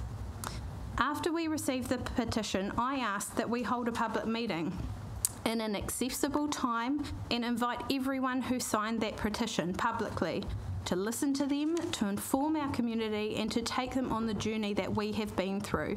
A small proportion of the petition signatures turned up, and at that meeting, the process and outcome confusion was clear. From the questions on lighting, parking, noise, the 50-metre discussion, I had after and have since had a number of approaches as the chair of that meeting by attendees who were happy with council's decision, many of who left partway through the meeting having heard what they needed to. and they understood why the majority of council went with a new site. This is not an easy decision, and this is not a decision you will get a unanimous community view on. I am happy the LTP document funded the projects differently. That is fair, as the lifespan of the assets are different. It would be misleading to fund a 15-year asset over 30 years, essentially double dipping the next generation who would have to pay twice. The consultation document, which we sent to every household, every president, every board member, every member of a Napier club, every Napier parent, every school principal, every board of trustee member in Napier, all of our 60,000+ residents of this city had this in their letterbox. This document even said Onikawa had a 15-year lifespan, the proposal. I cannot see the lack of consultation or misdirection in this document. It contains the numbers we're talking about. I'm concerned that if we reconsulted, half of our councillors are in a position where they are predetermined. You have already publicly said that you will overturn the proposal and that you will have the aquatic facilities remain at Onikawa. How can this be genuine consultation on a proper site? With publicly declared views like this. You've said you don't have the information, yet you are already convinced of the outcome. This would be the epitome of backwards consultation when your mind is already made up and you've told the public that. I wouldn't engage in that kind of consultation. As leaders, we are sometimes called to make the hard decisions. After speaking with a lot of people, I think 51% is an accurate initial feeling of our community on location. My view is reconsultation will inevitably see the nays come out stronger. That's just human nature, and although that may make some councillors around this table feel like they have an easier decision to make, I'm not sure the easy decision is the right decision for our city. Thank you to the motion movers for the opportunity to reflect. I see the vision, I see the project, I've spoken with my community, and I have enough information to make an informed view. Thank you, Councillor Brosnan. Do we have anybody else that would like to speak? Councillor Taylor. Thank you, Councillor Bowe, for your microphone. I congratulate all of the speakers because they do all have passion, and I'm not going to regurgitate over some of the things that have been talking about, but I'd just like to address a couple of things that have been raised, and in particular by some of our open public forum speakers. Because, thank you, Mr. Kamper, for your diagram of golden red circle, because it actually indicated to me quite clearly as a Taradale resident that you actually didn't consider us. We weren't part of that. We were outside of those rings and circles. But having driven here today from Kent Terrace, I decided I would actually have a look at the shape of the city and the distance. So from Kent Terrace to the Prebinson Drive site was 5.6 kilometres, and from Prebinson Drive to this building is about 5 kilometres. So actually, Prebinson Drive is almost in the centre of a longitudinal or elongated city, which ours is. It's not circular. It spreads from the coast inland, and as Councillor Jeffries would well know, that HPUD, the Hiratonga Plains Urban Development Strategy, talks about our future development towards the Western Hills. So our city is moving, and it's moving westward, away from the coast. And a few figures, there's 390 sections in parklands that are still to be sold. There are 200 sections, approximately, based on 12 houses per hectare, that Mana Ahuriri will develop in Whararangi Road as part of their development. There's somewhere between 500 and 600 sections that will be developed as part of the Mission Hills subdivision. So somewhere between 1,100 and 1,200 sections, houses to be built in the western part of the city. And if we worked on something like 2.5 person or 3 persons per house, that gives somewhere between another 3,500, 4,000 people that will come within the golden circle that you provided on your diagram. So that is the way that our city is moving. I also would, and we've mentioned this point of the number of people who drive. Whether it was taken on an open day or during opening hours, we seem to have clarified that. However, the emotive comments around ripping the heart out of Onikawa, that really started me thinking about, well, does that mean that if we shut the tennis court on Simon's Lane, Taradale shops will not exist? That if the squash club and the tennis club and the Mariwa Park were to go, that Mariwa shops would suffer? I don't think so. When they shut Athletic Park and went down to the Westpac Stadium, which I had close links with, Newtown didn't die. In fact, that ground became a very large retirement village. So to say that the heart is ripped out of a community because a recreational facility moves from there, to me, I think is just nonsense. Those suburbs will continue to thrive, and we have the opportunity in the district plan review coming up to look at where future commercial activities take place to serve the members of our community.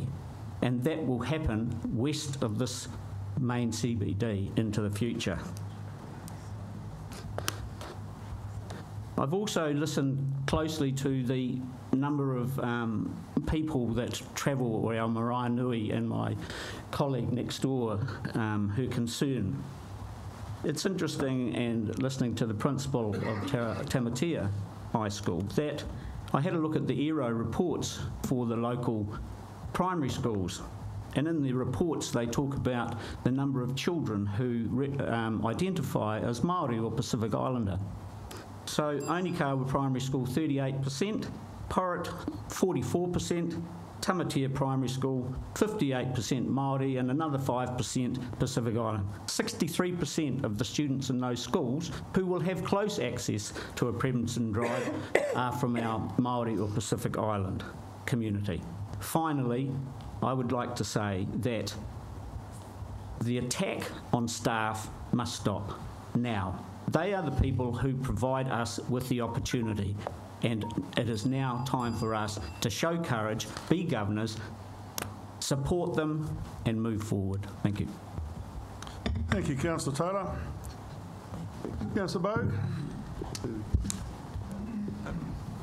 Kia ora, everybody. I just wanted to comment about the proximity of the Prebendson site to Tamatea Intermediate and Tamatea High School, because on a Google map, those two schools are closer to Onikawa than they are to the Prebendson site. But anyway, I just wanted to say that I've been on council now for 11 years, and I've had quite a few quite critical new experiences this year.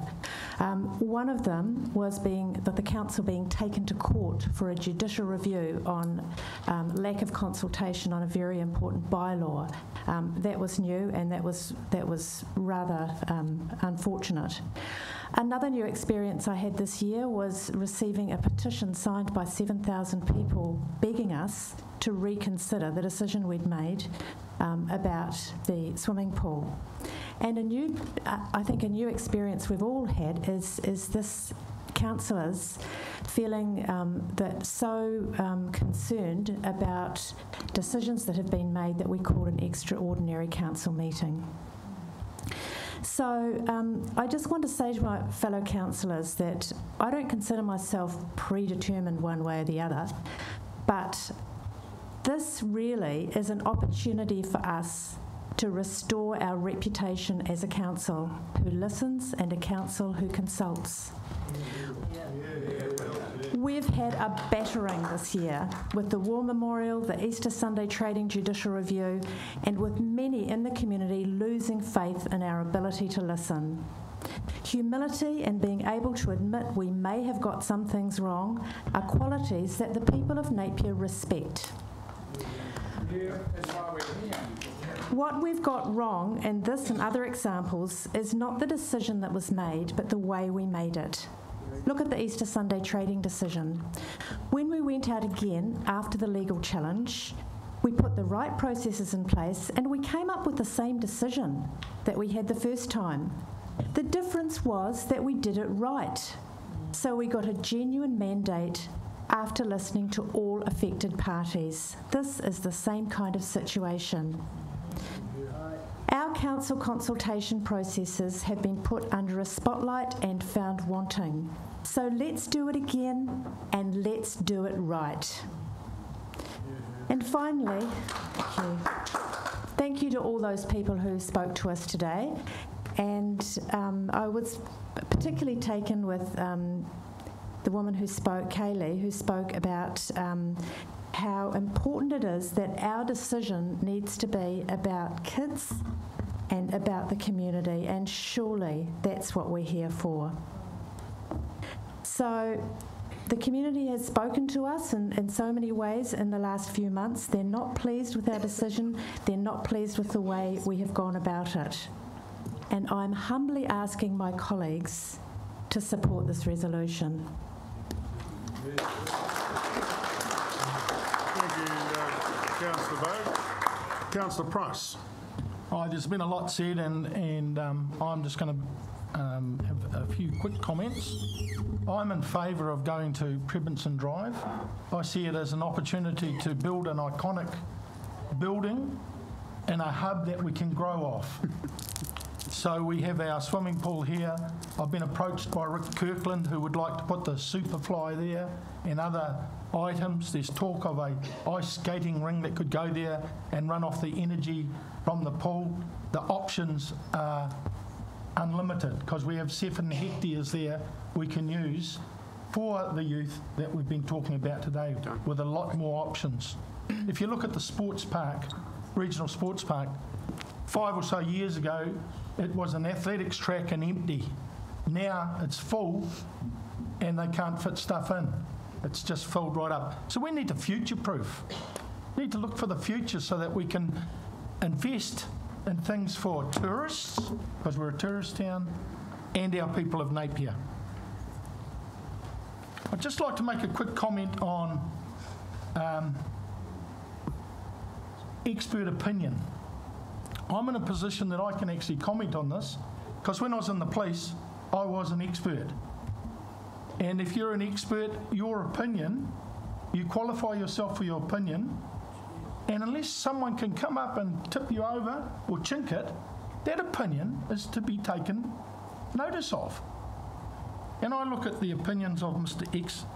Exeter and Graham Prophet, 2 experts in contamination, who have said don't build there. Now these opinions have actually come out since we made our decision at the LTP. So they have strengthened our original decision to not build at Onikawa and to go to a greenfield site. We also have the expert opinion of Jamie Dallage, Sports New Zealand, very highly qualified. Don't build old with new. So that's about all I want to say. I want to go back and just mention Robin, because I think he has a similar view to what I have. Be bold, do what's good for the city, do it once and do it once only. Not in 15 years' time have to do all of this again, because we're built onto a building that's going to last 15 years. Thank you very much. Don't clap. Hold your applause. Councillor Price has asked you to hold your applause. Who would like to speak next? Councillor McGrath. Through the chair. Actually, a lot of what I wanted to say has actually been covered off by the speakers today. But I just want... Today's about going back to consultation, and for me, I had a lot of arguing about pools and how much water should go into it. So, a while ago, I was sent some information about Mosgiel down in Dunedin Way wanting to build a new pool. And they've got a little extract here in their feasibility study about community engagement. Now, I don't think Mosgiel's very big, but what they did, the trust that was running it, because their pool's 80 years old and they're not 20 years old, so they decided they wanted a new one. They printed business cards and put flyers in 5,000 letterboxes. They had 80 20-minute presentations out in the community. and they had 2,200 online surveys completed, of which 99% of those surveyed supported the new facility. So when Councillor Brosnan said you'll never get 100%, a little town in the South Island got 99% support. So to me that shows we could perhaps do a better job with our consultation. We've missed somebody. We've had presenters up here today who are pool users saying they've been missed. So you can get buy-in from your community if you work with your community, which I don't think we have done. Another point I'd like to bring up is during one of our workshops, Councillor Wise asked a question, what would $41 million look like if it was spent at Onikawa? So my head was spinning around, and I've got maps of the site because I live fairly close to it, and I was laying out different pools and different shapes and different ideas. But the answer that came back was the QE2 model plonked on the site. But that's not what Councillor Wise asked. She asked what could be done, not if we just drop the QE2 pool on and go, oh, look, it doesn't work. So that question still hasn't been asked for our community, or answered, sorry, for our community. So I'd like to go back to consultation. Let's sit round as a community and go back and say, what do we want? Where do we want it? And then have this debate. The community hasn't been given that opportunity, I don't think. I've got lists here of questions I could be asking. Some were clarified by our speakers, some have been clarified by the councillors today. But in the agenda I was given, on page 13, there was construction risks, and there was 40-something of them for the Onikawa site. Nothing about the Prevenson site. Now, I read through some of them and I thought, well, these are consistent with both sites. And I don't know if the officers can tell us today how many of them would be the same on both sites. Is that something that can be answered today? I don't think it can be. You can't answer those engineering answers. Can you? I don't have that in front of me. No. We will respond back. We'll respond back. Yep.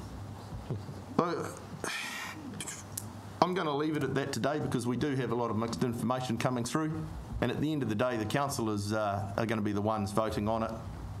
So I guess we'll just move on. So we've got two councillors that haven't spoken. You don't want to speak now? Do you want to speak? Just a question.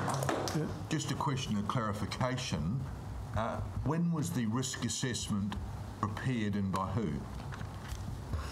On the Prevenson site? No, on the Onikawa. On the Onikawa site. When was it prepared and by who? What was the date?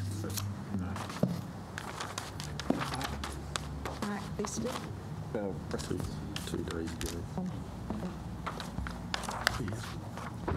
This is the one on page 13. No. Through you, Mr. Mayor, that was done originally when the Building Intelligence Group did the master plan. So that was done December the 8th. 17. December 17. So we went out for consultation on that project, having that risk assessment already in hand. We understood some of the risks. Yeah. And we made it quite clear that we knew that there were extra risks with the Onikawa site. Then we went out and consulted on it. Yeah, thank you. All the councillors that want to speak have spoken. I just would like to say a few words before I ask Kirsten to have her right of reply. We were challenged that we haven't met our principles, and I believe absolutely we have. In the long-term plan, I have never known, in my few years in politics, I've never known any council go out as thoroughly as we did to get response to our long-term plan, part of which, of course, was the swimming pool question. So we went out and we had pop-up workshops all over the city. We went out and consulted with the whole population, and you know, it's up to them whether they wanted to respond or not. And when I talk about response, we also invited all of Napier to a public meeting recently, And if you took out the council staff and councillors, there was 100 people turned up out of 61,000. So that really tells you the breadth of interest in the whole thing. And we were told in that meeting that everybody supported the pool staying at Onikawa. In fact, there was a number of people that came to see me afterwards and said that they actually supported the Prebenson Drive site, but they didn't feel comfortable getting up and speaking. The 30-year term and 15-year terms been covered. The risk at Onikawa, the risk is largely unknown. We know there is a risk, but it's unquantifiable. Even if there is a risk at Prebenson Drive, it's quantifiable. So there's a very big difference there. My view is, as I said earlier, the discussion on swimming pools is always controversial. And when it was, the old Marine Parade baths were built in 1908, to about 1950, they started arguing about what they should do with them, should they be closed and so on. It took them 40 years to finally come to a decision.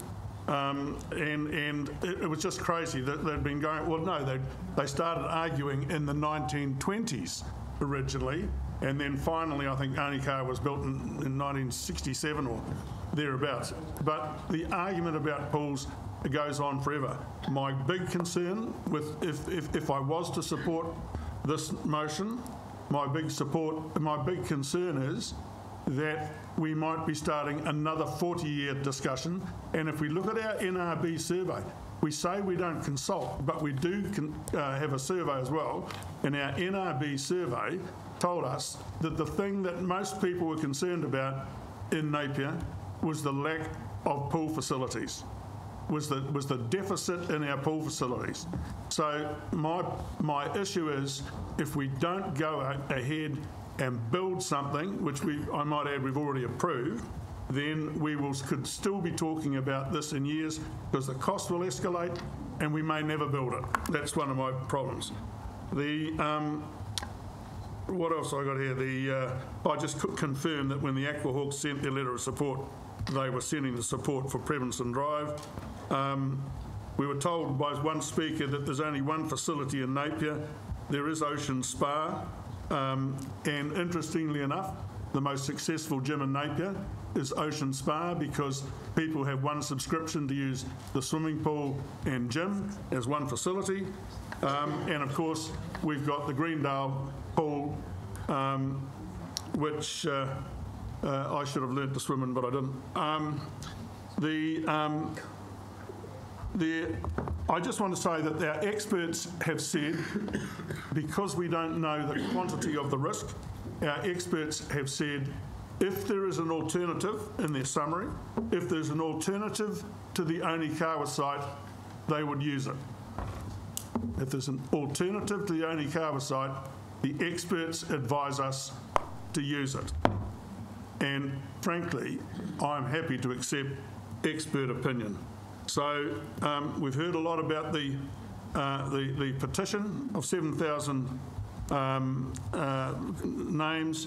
I've had a professional opinion on the validity of that petition, but we don't need to go there. I just want to say, here's an opportunity.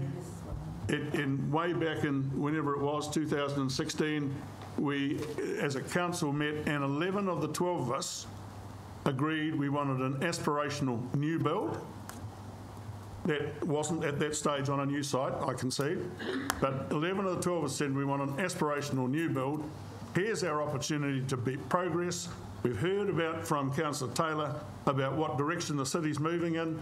This is a chance, just as they moved the pool from the edge of the city over to the centre of the city in Onikawa. Now's the chance to take the next step and move it closer to the new centre of the city. So I very strongly will vote against this motion, because I want us to get on and build a swimming pool. Councillor Wise, you'll write a reply. Thank you. Firstly, I would like to take the opportunity to make it very clear that in no way are we blaming or holding council staff responsible for where we find ourselves today. I appreciate and acknowledge all the work they have undertaken over the past 3 years to assist us with this decision. and it is unfortunate that much of the information was only received after the decision was made. Secondly, it is clear from the public speakers today that they are unaware of the design details of the proposal. They are in fact unaware of much of the information surrounding this proposal. So this in itself demonstrates a lack of consultation and a lack of community engagement. So I put the following questions to you again. Have we interacted with our community in an open, honest and respectful way? Have we provided them with clear and relevant information? Have we listened to their concerns and answered their questions? In my opinion, based on the facts outlined today, we have not. So regardless of whether those of us sitting here around this table today have a personal preference for one site over the other, that's actually irrelevant. We were elected to represent our community, and what is important is ensuring our community feel that they have been heard, that they have been given ample opportunity to engage in this process. I certainly haven't heard that today. That we are providing them with the information they require to make an informed decision. And again, I haven't heard that today. That we're confident we've received a mandate from our community to move forward. And again, I have not heard that today. So, as I said earlier, I believe as councillors we have a legal and a moral obligation to vote in favour of the notice of motion before us today and go back out to our community and reconsult. Thank you. Thank you, Councillor Wise. I have to say I take exception to legal threat, but let's get on with the game. You've now all had the notice of motion. I'm not going to read it. You've got it before you. So, yeah, I would ask all those in favour of the notice of motion to raise their hand. 1, 2, 3, 4, 5, 6. Have you got that? Have you got the names? It's the ones on the notice. All those against the notice of motion, please raise their hand. 1, 2, 3, 4, 5, 6, 7. Sorry, just so the staff can. So the notice of motion is lost. Thank you very much for your attendance, the public, and councillors. We have a public excluded. So can we have a motion to? I'm going to make a question to get to the airport. Yeah, have a yeah, we haven't finished, councillors. So I need to put an apology into the next meeting. I'm going to miss my plane. Yeah. All right. There's 5 minutes. No, we've got to go into exclusion for this. Yeah, we've got to. I still. Yeah.